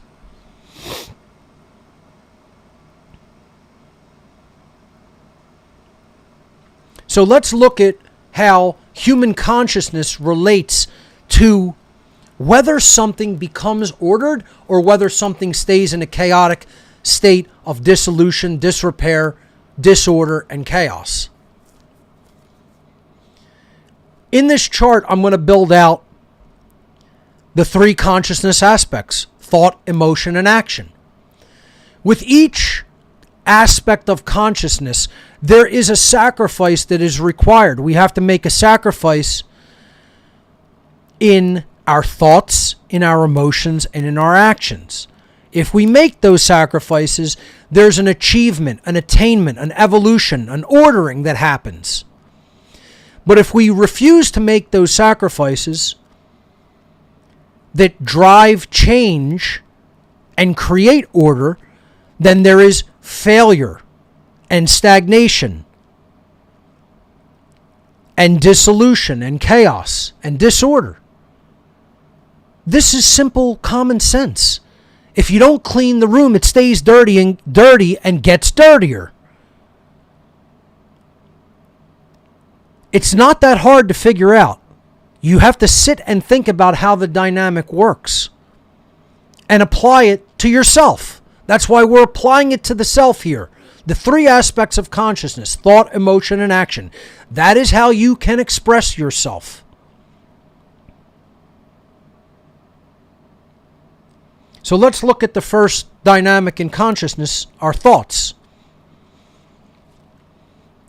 Thought is the neutral aspect of consciousness, but it's also the creative aspect, the thing that has to come first before anything else. That's the first Hermetic principle, the principle of mentalism. The all is mind. Everything is a thought before it comes into physical manifestation as a thing, as a manifested reality or a thing. What do we have to require to gain knowledge, to gain intelligence? See, the expression of our thoughts in the positive aspect is intellect, knowledge. The negative expression of our thought is ignorance, remaining in ignorance of how anything works. In order to attain, to reach the attainment of knowledge, we have to use our thoughts, but there's also something that we have to sacrifice to get the knowledge into ourselves. And through our intellect, become knowledgeable, become intelligent. So in order to even know what's going on, we have to sacrifice time and attention to learn. Again, I talked about these in earlier episodes of What on Earth is Happening as the spiritual currencies. They are a form of spiritual currency, things that we buy things with. We buy that knowledge with time and attention. That's why we say, I'm spending my time doing this. Well, if you spend your time trying to learn about the dynamics that are truly causing the state of human slavery, you will receive the reward or the purchase of knowledge about how that dynamic works. Attention is the other spiritual currency. You have to put your focus, your attention on something. That's why we say paying attention. Again, spiritual currency. Spending time. Paying attention. When you pay the attention, you're using your spiritual currency of your focus, You're putting your focus of your intellect on to that information and gaining knowledge as a result. And what knowledge are you attaining? What knowledge are you achieving? How are you moving yourself forward in evolution or attainment? You're gaining knowledge of morality and natural law, of objective morality, of human rights, of natural law, about the state of our existence here on earth. That's the reward. That's the attainment. That's the payoff, if you will, for spending the time and attention. That's what you get in return. And just like if you clean the room, your reward is a clean room. If you do the work of exporting the entropy from the room that you want to clean, your reward is now you have a clean room for a time until entropy builds up again. If you fail to do that, the room stays dirty. Well, what's failure in thought of spending your time and attention wisely? You could spend your time and attention frivolously on bullshit, on nonsense, on things that don't matter. And what are you going to get as a result? You still get something, but it's a negative aspect. It's a failure in thought, in the dynamic of thought of your consciousness. It's stagnation. You don't progress. You don't progress. You don't evolve. You stay ignorant. And you're staying ignorant specifically of the dynamics of objective morality and natural law specifically. The required sacrifice that a lot of people don't want to make is their time and their attention. So when we talk about what has to be sacrificed, what has to be given up, or you could even look at it like literally a sacrifice. Like in religious terms, a sacrifice is killing something, right? Like you're sacrificing an animal to whatever god, you crazy god you believe in that demands sacrifice of animals. Or worse, people believe that they have to perform human sacrifices to appease gods and nature forces in sick, twisted, demented religious belief systems and cults. But you could look at this as, yes, you're killing off time. You're spending attention that you could have put onto other things, right? So it dies in a certain form. You're not going to get that time back. It's gone. Quote, dead, right? But you still got something as a result. Whether you used it wisely or whether you used it unwisely, you got a result. The universe is always giving you a result based on what you did. You either attained knowledge or you attained ignorance. And ignorance, there's not really anything to attain. It's a stagnation or a failure. It's the negative. It's the absence of the thing that can truly be there if the time and attention is actually used for the correct purposes. So when I say sacrifice, understand the context that I'm even using the word in. We really should better even define the word sacrifice, right? A lot of people have asked me, how do you know what the word really means from even an etymological point of view, or how can you understand it from an etymological point of view?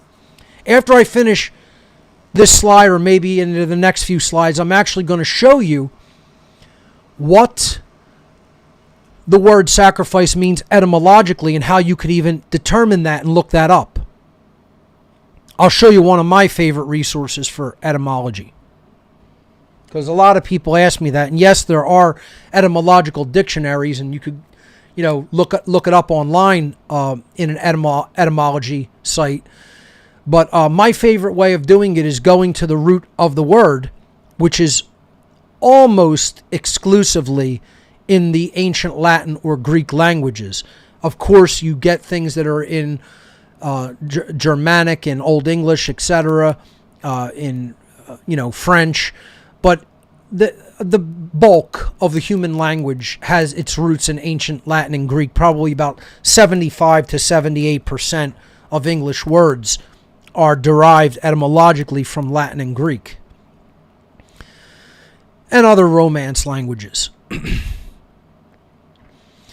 So this is the first aspect of consciousness that we've built out.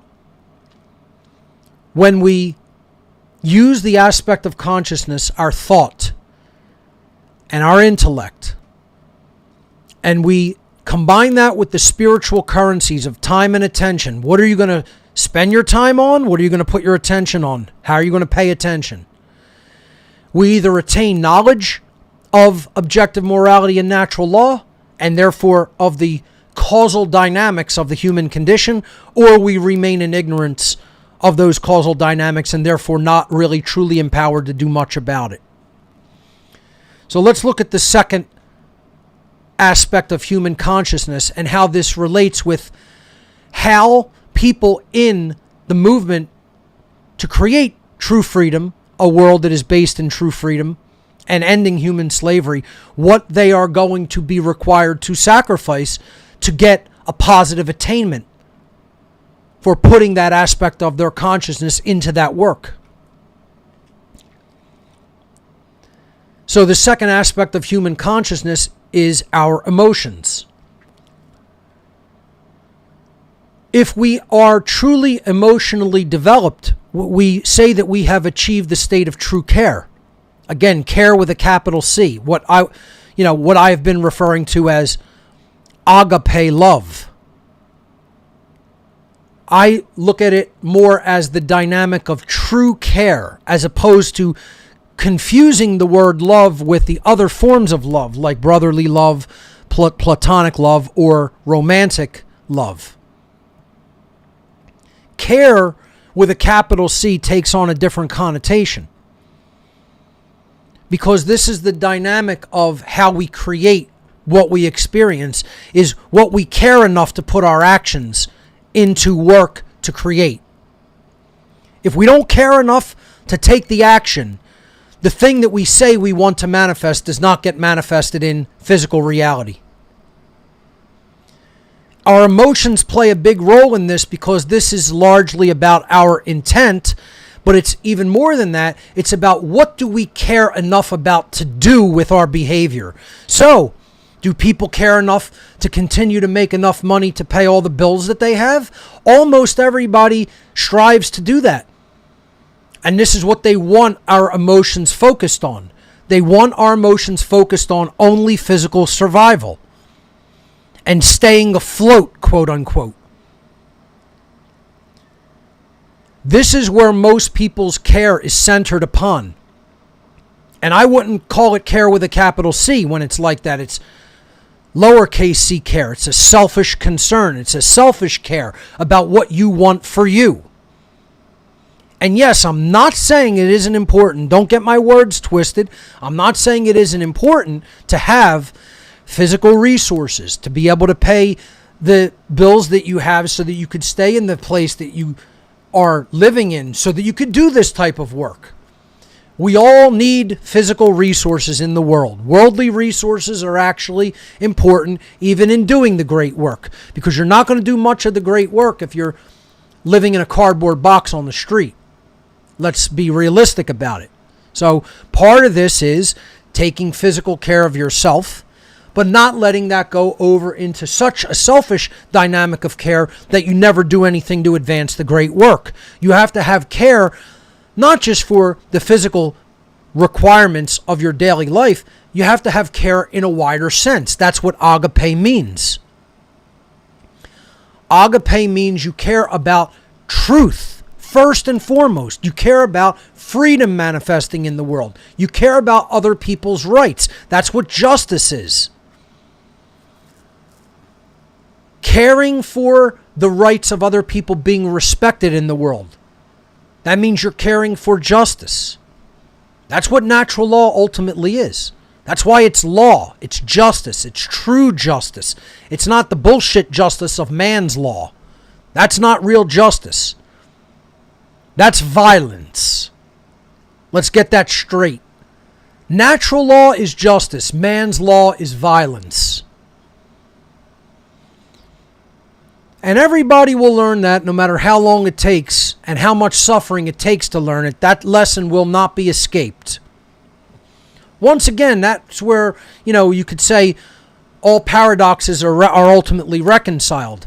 The big dialectic is you're not allowed not to learn this stuff. The universe is moving in the direction of evolution, whether we want it to or not. Yes, there is an entropic force created to make this journey a journey of effort and work, because that's how you get a reward out of it. You put a dynamic of work and energy into it, and you sacrifice things that would otherwise be pleasurable, that would amount to pretty much nothing, that would be frivolous. And that's what I'm calling here selfish emotional concerns. This is what people wake up and almost universally in humanity, the average person just thinks about every single day. What do they want for themselves today? That's all the average person ever thinks about. And they can't get out of that modality in their mind. This is what the ego is. This is what Satan is. It's you only give a shit about yourself. You never care about the wider dynamic. You never care about what's going on in the world. You never care about truth itself. You never care about freedom, true freedom itself. You never care about true justice. People wake up and all they think about is me, 24 fucking hours a day, 7 days a week, 365 and a quarter days a year, nonstop.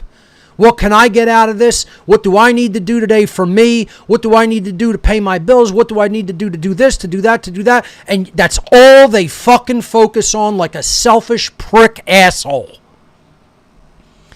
And that's what you are if that's all you focus on. If you never look at anything wider, if you never look at any wider concerns beyond the self, you're a Satanist. That's what Satan is. Satan is the force that wants you only focused on the selfish, egoic concerns. And if you're honest with yourself, you got to admit most people are just Satanists. Most people, and if you're really honest with yourself, you got to ask yourself the ways that you're a Satanist. How is that force dwelling and acting within yourself, inside of you and your own internal psychological, emotional, and spiritual makeup? Be honest with yourself. Don't lie to yourself. Say, how much of my time do I focus on my selfish concerns versus ask myself, what can I do to actually be of service to the truth, to true freedom, to true justice? And then underneath those values, those true first principles, to be of service to humanity. Because you can't be of service to humanity just by caring about people. You have to be of service to humanity by caring about principles and true values. That's what true care is all about. Care for truth, care for freedom, care for justice, care for what is right.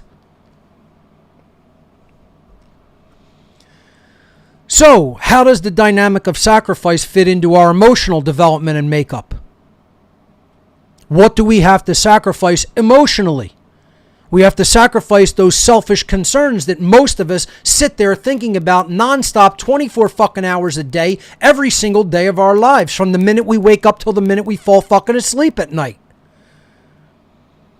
And if we can sacrifice those selfish concerns, and again, I'm not saying sacrifice them to the extent that you end up being a bum on the street living in a fucking refrigerator cardboard box, right? Obviously, you have to care about them to an extent that you take care of your physical needs. Beyond that, you have to place your concerns on something higher. This is why people aren't getting what they want in life. This is why people aren't being assisted by the universe. When you spend your day, all day, doing nothing but focusing on selfish concerns, do you think the universe looks at that and goes, let's give him everything he wants? Or let's even support this person, he, she, whatever, right? To help them attain what they want to attain. No. The universe says that this individual doesn't really give a shit about what's really going on. Why should it put any kind of energetic dynamic behind helping that individual? This is the dynamic of be bold and put your energy behind the right things, and the universe will come to your assistance and aid. And it will grant protection. People don't believe that because they won't put their faith in that dynamic to do it. You'll learn that that's true when you do it. If you refuse to do it, it's always going to remain some nebulous, hazy thing that you either say you believe in or you don't believe in. When you do it, there's no belief involved or required. You'll know it factually, definitively, objectively. So if we sacrifice those selfish concerns, we achieve a state of existing in true care, or agape, for truth, freedom, and justice. If we remain stuck in those selfish egoic concerns emotionally that most of us are in all day, 24 hours a day, we stagnate and we stay in apathy for the things that really matter, that have the potential to change the world through our actions. If we care enough to perform the actions to create the change, that's how the change actually comes into physical manifestation. That's the requirement emotionally. You have to develop the dynamic of true care to such an extent the care drives the behavior that you then perform to help increase the dynamic of the aggregate of people understanding what's going on and also getting involved in making a positive change for the better. If you don't sacrifice those selfish concerns, those egotistical concerns, you remain in a state of apathy. You don't reach agape care for the truth, for justice, for freedom. And then your actions don't get put behind that effort, and it doesn't manifest in the world, and slavery results, and chaos results. This isn't that hard to figure out, folks. It's just you haven't really spent the time to go through it. You haven't really spent the time to think about it deeply enough. You haven't spent the time to actually formally order the information and break it down mentally. And then even, you always have to say, you could even intellectually understand this, but then you're actually not doing it from a perspective of being motivated to physically do the behavior.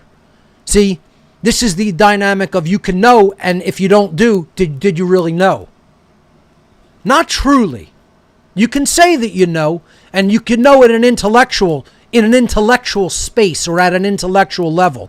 But knowing something intellectually doesn't mean that you know it holistically, intelligently. That's why I've described the Satanists of the world as being highly intellectual. Holistic intelligence, though, not so much. Because their heart-based intelligence is sacrificed and killed. And they are only focusing on their own selfish, egotistical concerns. But the thing is, they're not divided among themselves. That dark care is united with their thoughts and actions. So they stand as a unified force. And that's why the universe ultimately is allowing them to take what they want, because they're not divided, and the rest of humanity is divided in their thoughts, emotions, and actions, namely in this third way that I'm going to present next. Our thoughts and our emotions can be unified, but if we're not taking right action in the world, we're still in a state of satanic internal opposition. And therefore, we're a lower level of Satanism than the higher level of Satanism, which is unified. What do you think is going to happen? People's energy who are in this divided condition is going to work toward ordering the world? Or is it going to work toward the efforts of the high-level Satanists, and it's going to work toward chaos and dissolution? Not that hard to figure out. So the third aspect of consciousness related to personal sacrifices that have to be made in our lives is our actions. Our actions is the ultimate expression of our consciousness in the 3D physical world, and it determines our actions determine what actually manifests in the physical 3D world.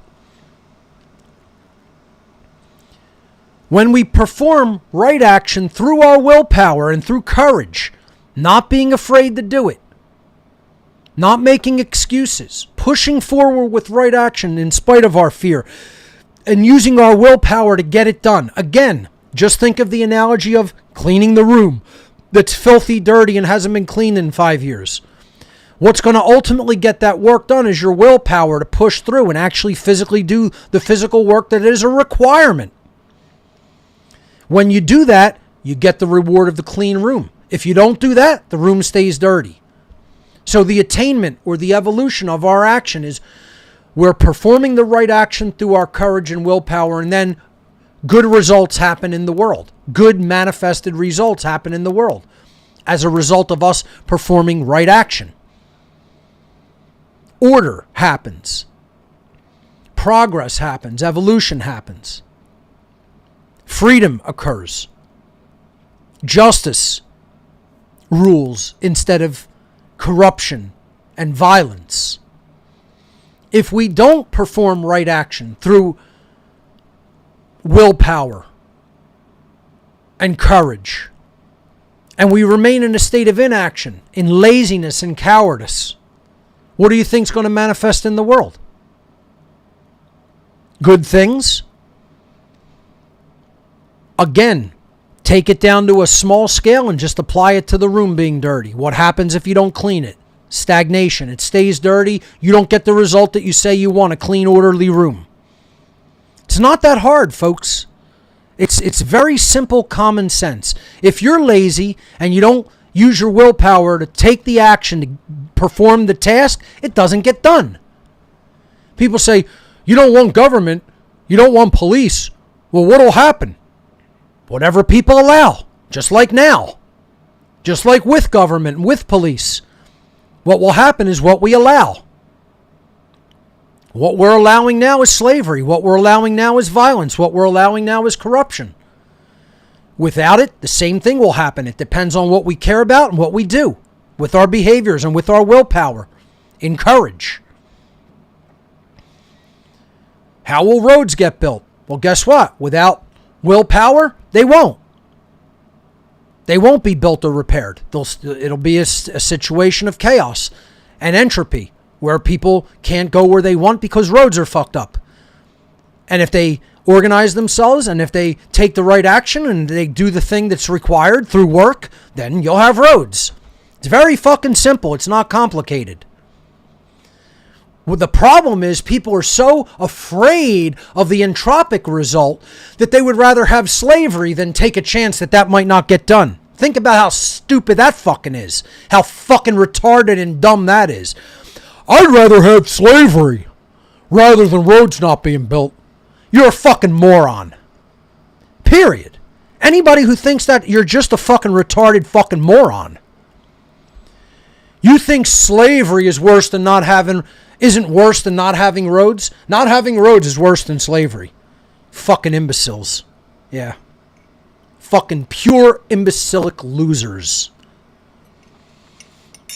And I'm done trying to explain it to people like that nicely. You're just a fucking loser imbecile. I'm not going to be nice about it. I'm going to be a dickhead to you. Because that's my personal fucking preference. I'm too old. I've been doing this shit for too fucking long. You know? My whole thing is, if you're a fucking intelligent person, you'll listen, you'll hear the fucking truth in this, and you'll act on it. If not, you're a fucking loser. And that's all it really comes down to. The universe doesn't reward fucking losers. It rewards winners. That's why it's rewarding the Satanists. They're more fucking winners than you are. People out there who are doing nothing. That's the truth of the fucking matter, whether you like it or not. And here's what has to be sacrificed for all the people doing nothing. Your personal comfort. You're too damn fucking comfortable. You're too damn lazy. You're cowardly. You're sitting on your fucking ass with your thumb up your ass. And nobody lit a fire under your ass. You didn't get that from your fucking parents. They failed you. They didn't raise you right. They failed at their job to light a fire under your lazy, cowardly fucking ass. Your parents failed you. It's another dynamic you just got to look at and accept. It's because they didn't know and they were fucking lazy and cowardly. And that's it. That's just who they became. You want to be like them? You want to keep the fucking cycle going? You want to just be lazy and cowardly like them? Then fucking go ahead and be like your fucking lazy, cowardly fucking parents. I'm not going to be like that. I look at the people in my family and their laziness and their inaction and their cowardice and I go, fuck that. I ain't going to be like that. I'll never be you. That doesn't make somebody a good person. You were fucked up by whoever fucked you up. That's your fucking problem to figure out, but it ain't gonna be me, motherfucker. Know that. I'm worth more than that. I love myself. I feel more highly respectful of myself than to let myself fall into that fucking dynamic. People who fall into that dynamic, you should be fucking ashamed of yourself. You should dwell in the consciousness of shame until you fucking pull yourself up by the bootstraps and get out of that dynamic. Through your own fucking willpower and work. Stop being a fucking loser. You know? Like the phrase, stop being poor. You know? It's kind of condescending and insulting to the poor, but guess what? People can stop being a fucking loser. It's a matter of self-respect, taking pride in what you do. It's a reflection of who you are. What you do is a reflection of who you are. That's why action is the most important dynamic in the aspects of consciousness. And if you don't bring that action into alignment with your thought and your action, you're not a good person. You're a fucking loser. And nobody said it to you like that because you didn't have the fucking proper parenting or the proper mentors. I'm going to say it like that. Because it needs to be said like that. And nobody else has the balls to say it like that but me. Pretty much on this whole fucking planet, just about. Maybe a couple, but not many. And I'm the first person most people have ever heard say anything like what I say to them. And that's a goddamn crying shame. Because their parents should have been telling them this when they were really fucking young. I don't want to be your fucking father figure. I don't want to be a parental figure. That's why I didn't have children. And unfortunately, most people are so babyish and just like take no personal responsibility that you got to actually talk to them like you're giving tough love to a fucking child. Because that's what they are fucking in their consciousness. They're children. I'm not going to take the high road of, oh, let's be really nice and talk in a new age in an NPR voice. And, oh, we'll love everyone into... It doesn't work like that. Get up off your fucking ass and stop being a fucking loser and take action. You're capable of it. You're just fucking lazy.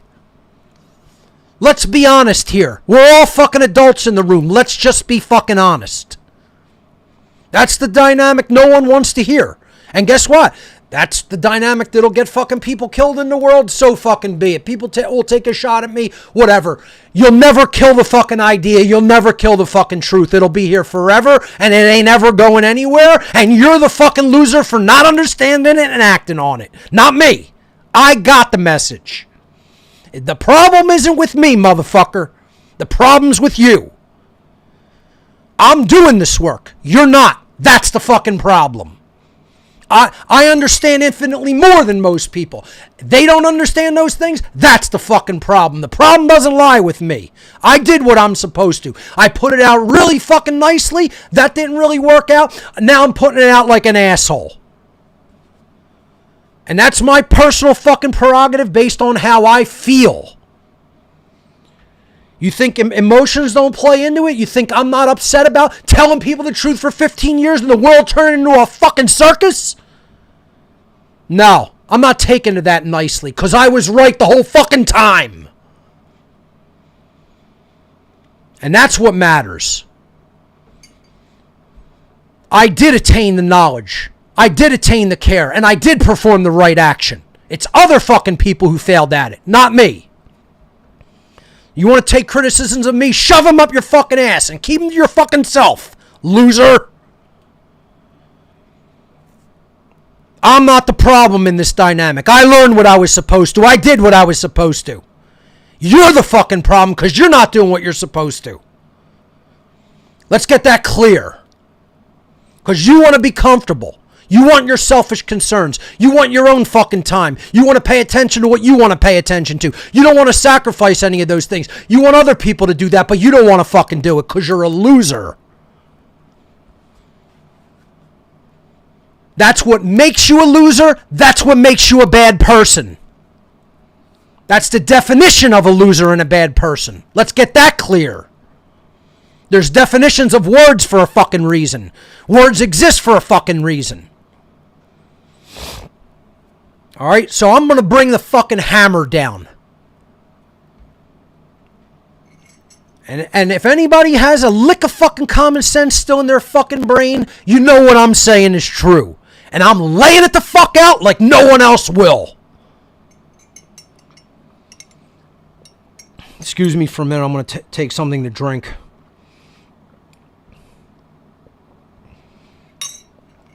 So, this chart, incredibly important. Study it. Memorize it. Understand it. If we don't sacrifice our personal comfort to do the right behaviors, all we stay in is our selfish concerns. All we stay in is a dynamic of stagnation, of inaction, of cowardice, of laziness. And these are the things that kill freedom on the right-hand column of failure and stagnation. Ignorance destroys freedom. Apathy destroys freedom. The inaction caused by laziness and cowardice destroy freedom. Would you look at the whole earth as an aggregate system of people living upon it and say that the overarching dynamic of their consciousness tends toward ignorance, apathy, laziness, and cowardice? Or does the overarching aggregate of human consciousness tend toward knowledge, intelligence, care, right action, willpower, and courage? Which one of those describes the bulk of humanity in the collective, in the aggregate? If you had to judge all of humanity, everybody living on the earth, according to two simple dynamics, are they knowledgeable and intelligent? Do they truly care about what is really important in the sense of caring about truth, freedom, and justice? And are they largely, in the aggregate, taking right action through courage and willpower? Or would you say the bulk of humanity is in a state of total ignorance, especially ignorance about the difference between right and wrong, objective morality and natural law? Are they apathetic toward the whole human condition? Do most people not care because all they give a shit about is their own selfish concerns? And do they not take right action and they're in a state of paralyzed inaction because most of them are very lazy and cowardly? If you tell me that the dynamic is knowledge, care, and right action through courage and willpower in the bulk of humanity, rather than ignorance of morality, apathy toward all these dynamics, and total inaction because of lazy and cowardice, you're a total fucking liar. You're breaking the first dictate of initiation into the truth and into the occult, and that is you're lying to yourself. Well, you can go and lie to your fucking self, but don't lie to me. I don't want to hear your fucking lies. You got to be honest with yourself about where the total overarching dynamic is at. And that's part of the problem, is that most people won't do that. Well, I'll do it. I'll do it because I'm not lying to myself or other people. So I'll say the truth about where all of humanity is at in the aggregate. Are there a tiny few people that have attained those things in that green column? Of course. Percentage-wise, it's far less than 1% of humanity. And that ain't going to get it done. You got to get up off your ass and you got to work. You got to become knowledgeable. You got to learn technology. You got to fucking read. You can't sit on your ass. You can't just keep taking in information. You got to do things with what you have accrued. It isn't just about learning more and more and more. Then you get addicted to knowledge. That's not the way out. The way out is right action. You get the knowledge. You care enough to take the right action, then you're going to create the solution. It's not that hard to figure out. It's common sense, which we're on short supply of. But don't tell me we're anywhere close to a solution. Because all you got to do is look at the earth as one being. Look at all the life on the earth as one being and put it all together in the aggregate and say if humanity was one being, would the bulk of their consciousness and behavior reflect knowledge, care, and right action? Or would it reflect ignorance, apathy, and inaction? And if you're such a fucking liar that you're going to say that the bulk of humanity tends toward those good things, those good attainments and achievements, you are a liar. And the next question you got to ask yourself is, what are you yourself as a being doing to advance it toward those good dynamics and away from those negative dynamics? Through your action. What are you doing through your action? Think about how much somebody like myself will influence people and inspire people toward the betterment of their behavior, toward the betterment of their consciousness versus what you've done. And that's all you need to do is compare it. And yes, you are capable of it. Everybody goes, what can I do? You could do an infinite amount. You could do an infinite amount of things. There's such a plethora of what you can do that we couldn't fill it up on 100 seasons of What on Earth is Happening to talk about what right action could be done. It's an infinite amount of right action. What are you doing is the only question you need to sit in front of a mirror and ask yourself. And the honest answer for most people is you're doing fucking nothing. You're watching other people, you're critiquing other people, and you're sitting on your lazy fucking ass doing nothing. You don't have one thing that you've ever created to show for yourself. Not a fucking one thing. Think about that. Almost everybody listening to me. You as a being haven't put one thing out into the world, and I know it's true. I'm not guessing. I'm not saying this and hoping that it's true. I'm not, projecting. I know almost all of you haven't done a fucking thing except listen to other people and then critique them. Nobody needs your critiquing. They need your assistance through your action. Yeah, the whole idea that a critic is somebody that isn't good enough to actually do the thing that they're critiquing. That's basically what it is. Somebody who feels inferior, so they go and critique other fucking people because they're losers. I'm not critiquing anybody else who's doing the work. I'm telling people that you're a loser and you're a bad person for not doing it. There's a big difference. That doesn't make me a fucking critic. That makes me telling you the truth about yourself. That's what I'm doing.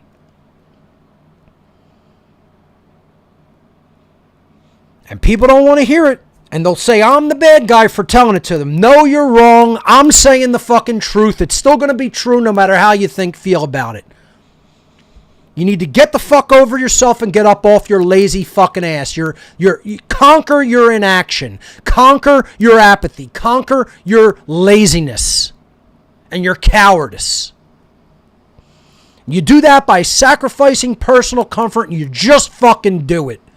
There's nothing to it but to do it. You do it, and then you learn as you go. That's it. You want to have a million excuses. I don't have enough time. Oh, I have this job. I have children. That's what you sound like. Excuse makers. You're as bad as order followers. Excuse makers. You and the Order followers are who's destroying the fucking world. The Order followers are destroying it at a really grand scale, and you're right underneath them as excuse makers, not fucking morally educating the public. And you want it to change, and you think it's going to change on your own.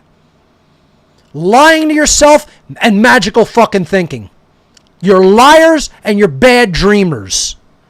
There's such a thing as a good dreamer using the imagination to want to create a better world. Nothing wrong with that kind of dreaming. That's not the kind of dreaming being talked about. That don't stop dreaming in initiation into the occult. You're a bad dreamer.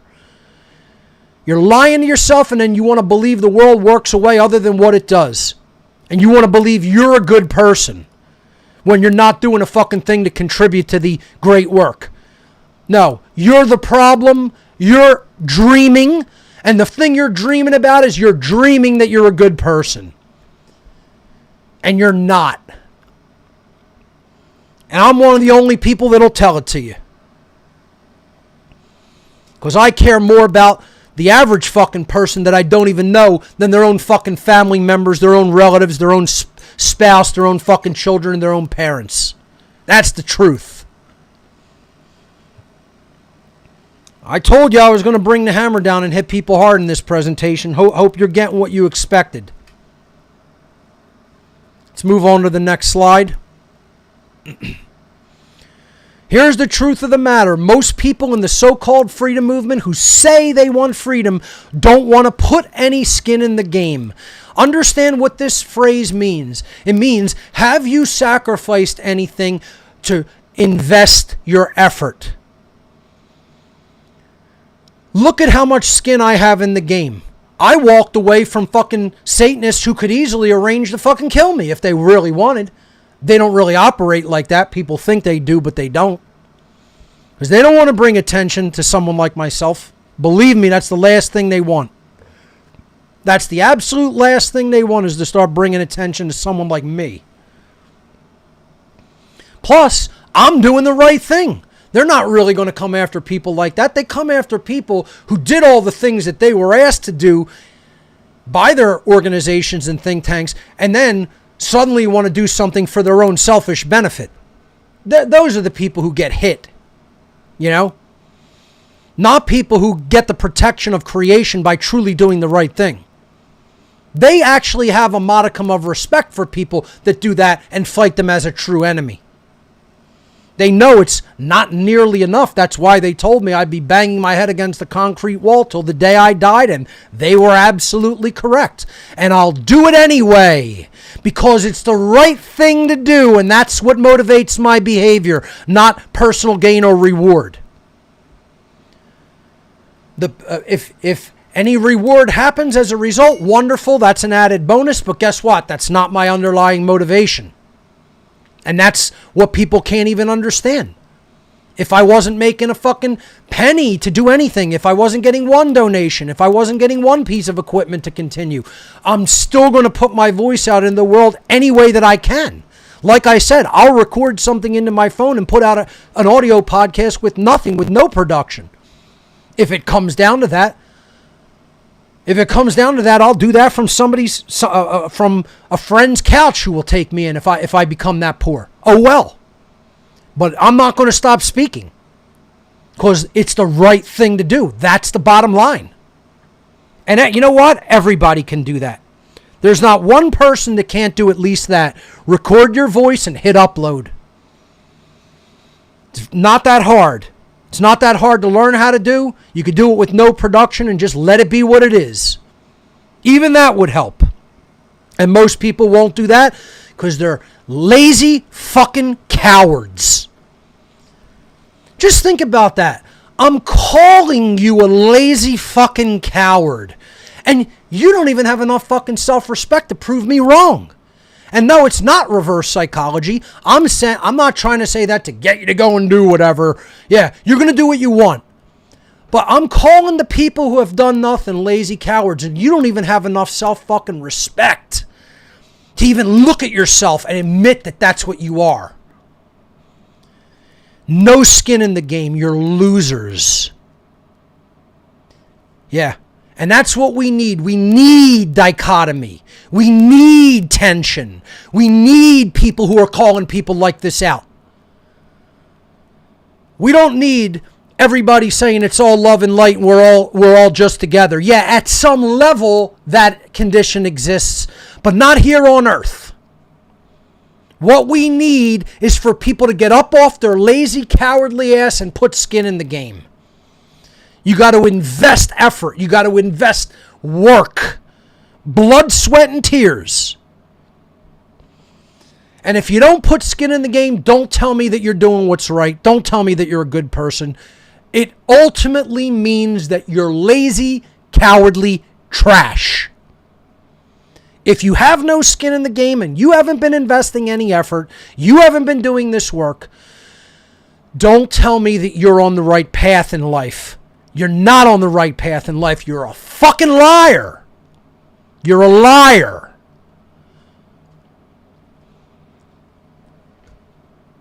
Thomas Paine worded it like this in his pamphlets called the Crisis, or the American Crisis. He said, "These are the times that try men's souls.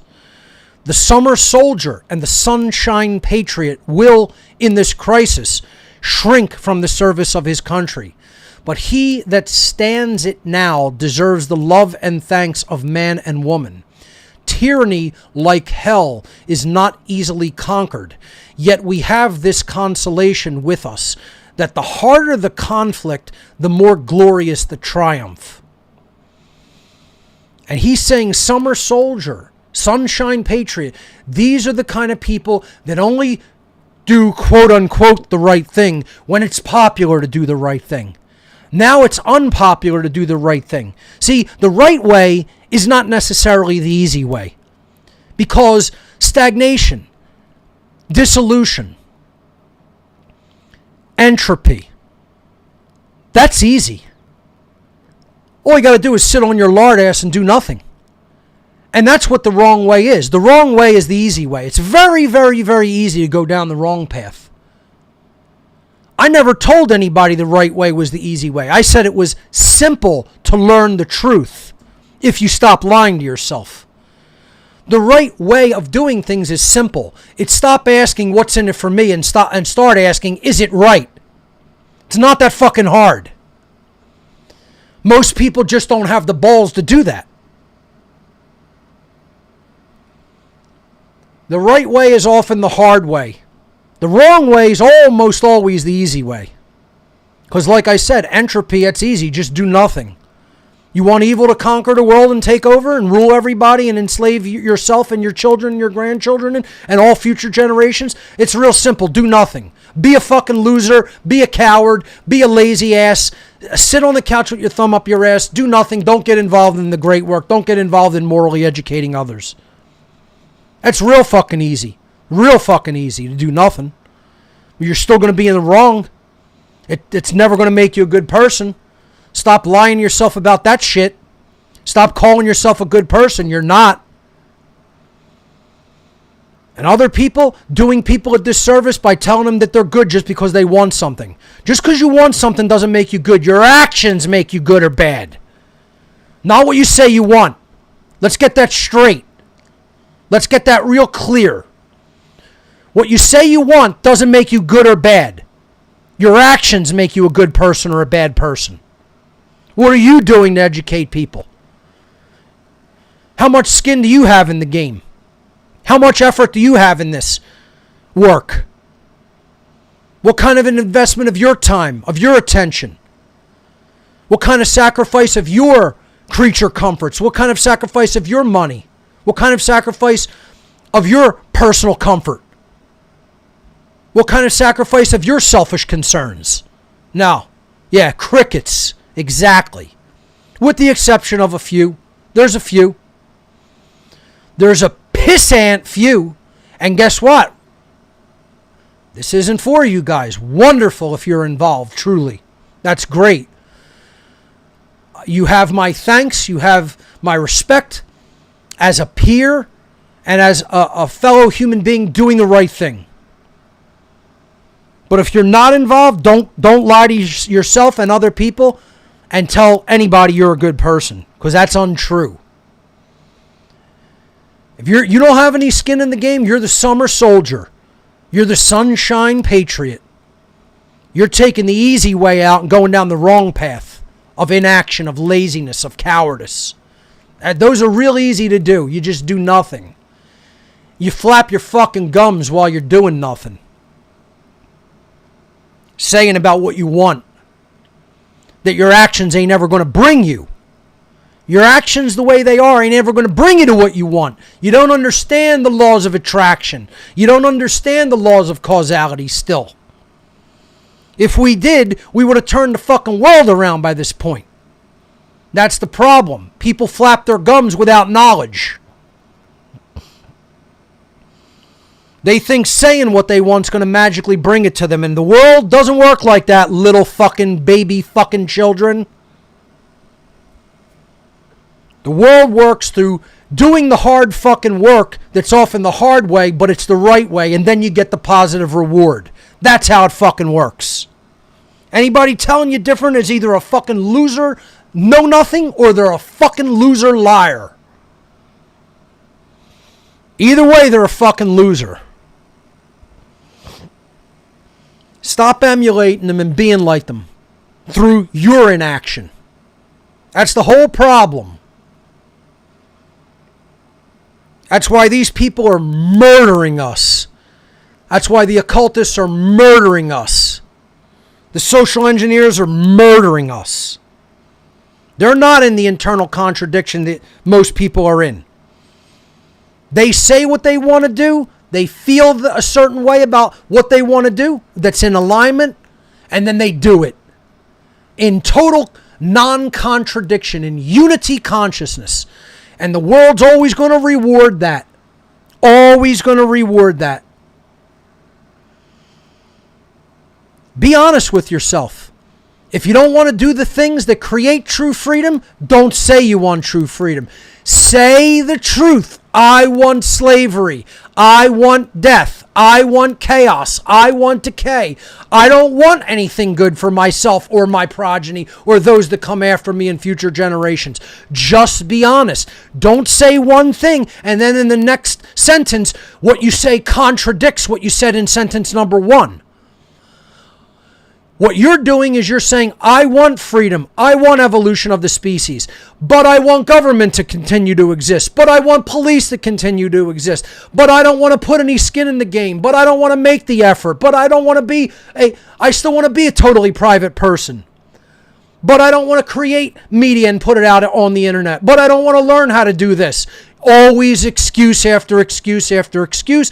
And one thing after another that shows internal contradiction and internal opposition with the self. You're fucking losers.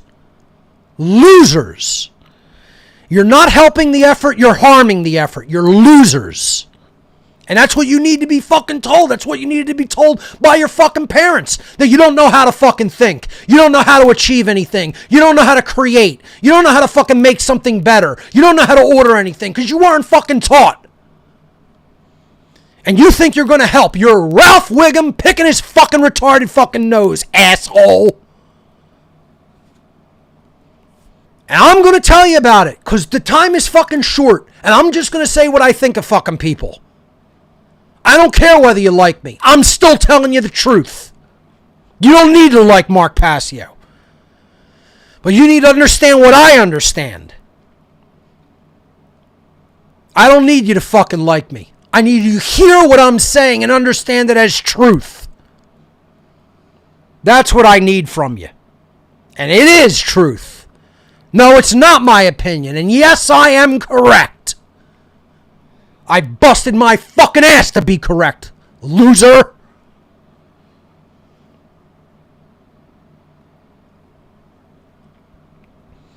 So let's move on. That's how it's going to be. It's going to be like that. You don't want to listen? Shut it the fuck off. Okay? I'm gonna present the way I want to present based on what you guys are fucking doing. Or more importantly, not doing. That's how much you motivate and inspire me with your inaction. I'm converting it to it's anger that's going to be converted into what I'm doing and saying. You don't like it? Go fuck yourself. Go do it your own way. I'm not interested in whether you like me or what I'm saying. It's not your right to stop me from what I'm saying, and I'll say it how I want, and I'll say whatever the fuck I want.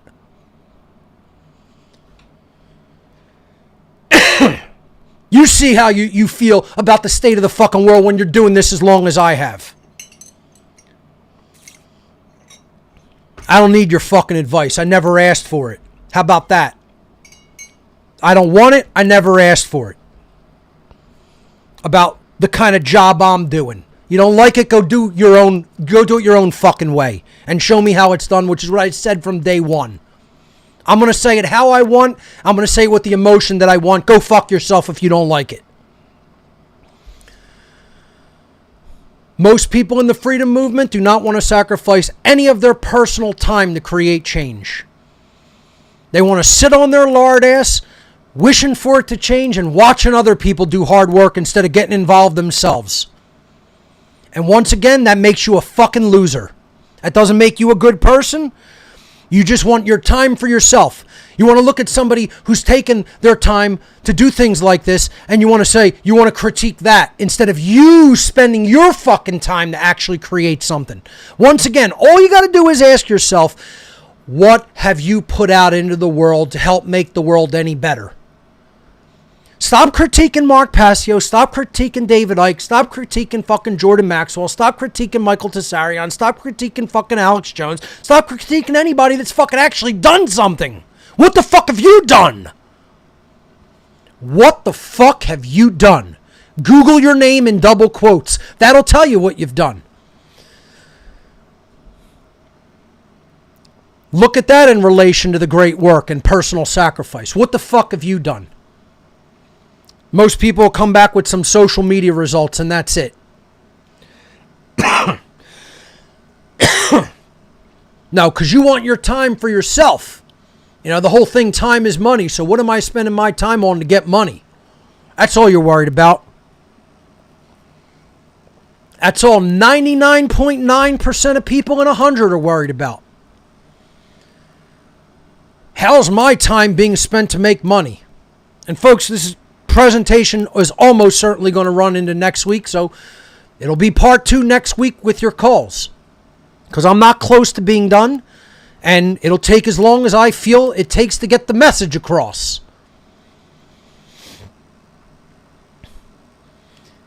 No, you don't see how much time and effort I put into what I do, because you haven't done it, and that's the problem.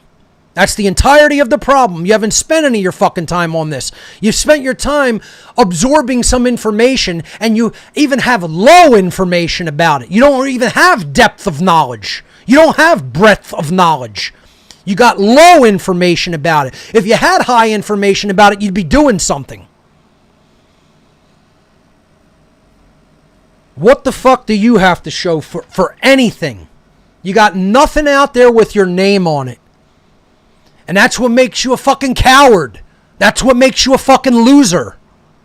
You're in one of the most monumental battles of good and evil in the history of humanity. And you don't have one fucking item with your name on it. And again, I'm not saying this to be about ego. You know, watch the movie, what was it? I think it's, is it Ulysses? Can't remember the name of it. Greek warrior. He says to this frightened child before he's getting ready to Achilles is getting ready to ride out into battle. He's like one of the greatest Greek warriors, and a young child is saying to him, "You're going to fight the Persian army or whoever they're off to fight," and he says, "Yeah," and the kid says, "Aren't you afraid?" And he's like, "No, I'm going to do what I need to do." And the kid says, "Well, if I was fighting them, I'd be really afraid." And he looks at the child who's like maybe 10, 11, 12 years old, and he says, "That's why no one will ever remember your name." And it's not an egotistical statement. Everybody answers that, well, oh, what do you care about your name? Wait, let me get the voice right. What do you care about your name being remembered? Did I get it right? I think that's about it. That's not what the statement is about, ass. The statement is about what deeds of greatness did you do that people are going to remember you for long after you're dead.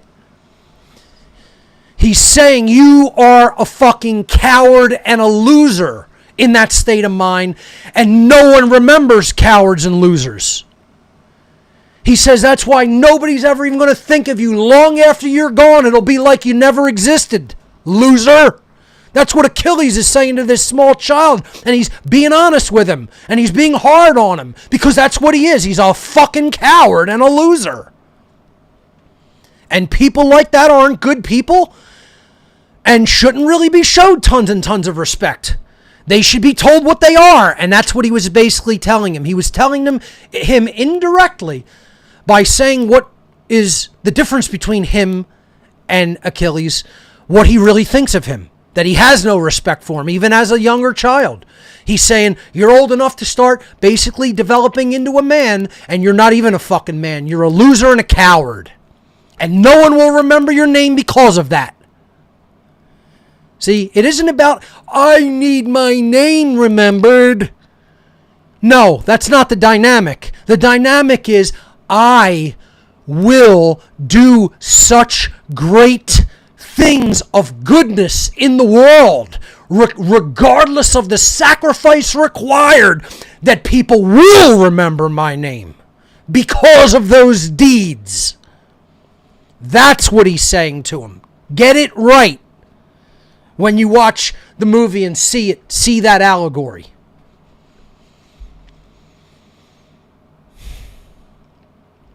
People just make shit up and want to believe whatever they want to believe about what something means, about what the real intended meaning is. People who don't want to sacrifice their time to create change have no skin in the game. All they care about is money. All they care about is what they're going to get out of it. People like that aren't good people. Stop calling yourself a good person if you say, I don't have time for that. I can't make time for that. That means all you give a shit about is what you get as a reward for the time you spend doing anything. You're not doing it just because it's the right thing to do. You're doing it because you're fucking selfish. That's what makes someone a bad person. People still can't understand this. They still can hear the words and they still don't understand, and they'll still fight you on it. This is what it means to make personal sacrifice. You got to take of your time. You got to sacrifice things that you could have been made money doing. You got to sacrifice things that you could have been getting pleasure for doing. That's it. That's why this isn't the one big fucking party. It's the one great work. It requires personal sacrifice to get it done. That's why we're not getting it done, because we're not making the sacrifices. You can't have all the things that you want for yourself and be free at the time we're living in.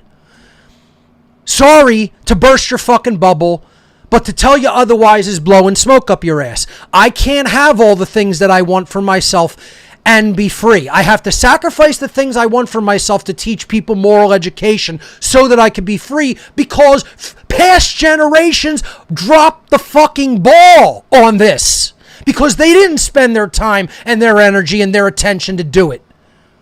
That's why we're in a time of extremity. All things being equal, you can go and do what the fuck you want with your time if people are free and their rights are respected. That's not the time we're living in. So to shirk the responsibility to sacrifice your time is to do the wrong thing. We have to stop saying, I just want my time for myself. I don't have time for that. I gotta spend time on this, and I got a job, and I got a family. Yeah, so fucking what? So do fucking most people. You ain't special. You're not different. Nobody gives a fuck. Get the fuck over it.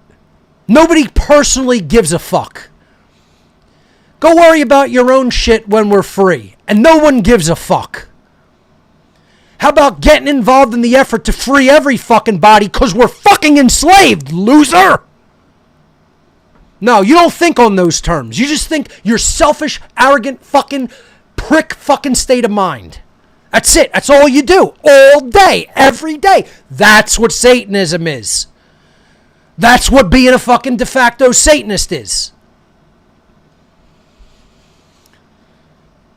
See, I can't even insert my anger and rage to the extent I want in formalized presentations on somebody else's platform. Because it would be disrespectful. But I'm going to say it here on my fucking platform. You know? At the end of this season, you got to get the hammer dropped on you. Because I was very nice. I said things. I educated people. I brought guests on. This presentation, I'm dropping the fucking hammer. That's how it's got to be. Because I need you to have something at the end to listen to and remember and fucking carry your fucking effort into next year with. If I'm going out blazing. No bullets left in this gun after this presentation. You know? Shoot them all.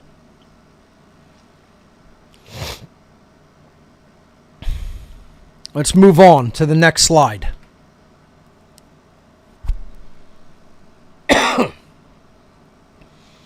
Once most people in the freedom movement realize how long it takes to acquire knowledge and master skill sets, they give up almost immediately. And this is something I see with people over and over and over. You're fucking quitters.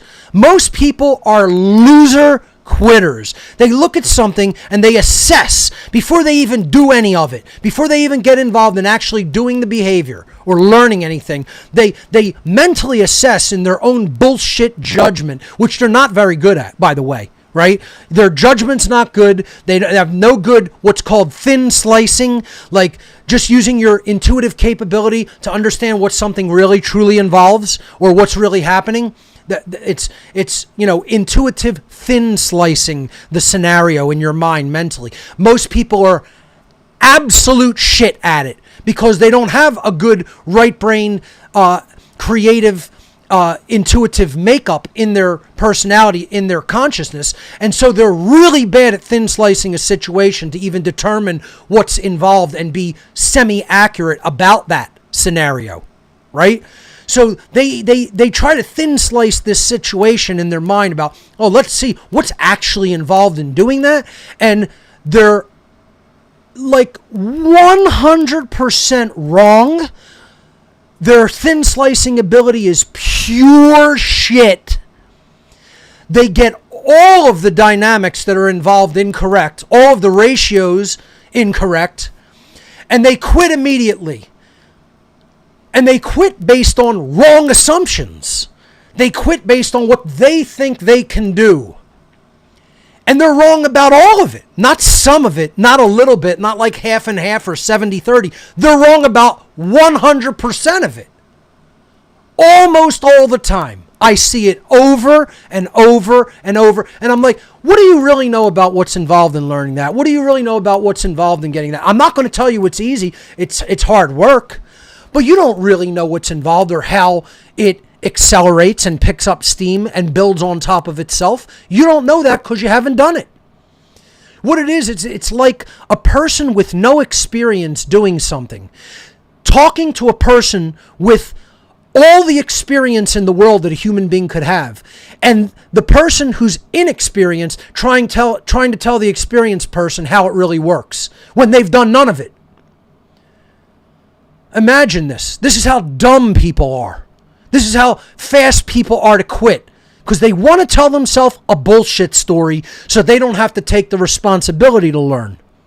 So they make excuses before they ever begin, and that breaks rule number 1 on the path to truth. There's only 2 mistakes on the path to truth: not starting and not going all the way. And people who are quitters like that, they don't want to start because they know starting imparts some responsibility. And folks, that is all the time we're going to have for this presentation on this edition of What on Earth is Happening. Next week, I will continue with part 2 of Fear of Sacrifice in the Freedom Movement. And we will complete that, and that will complete this season of What on Earth is Happening. So I'll finish the presentation next week, and then I will take your calls. Ladies and gentlemen, thank you for watching. You've been watching What on Earth is Happening. And remember, government is slavery. We'll see you right here next week.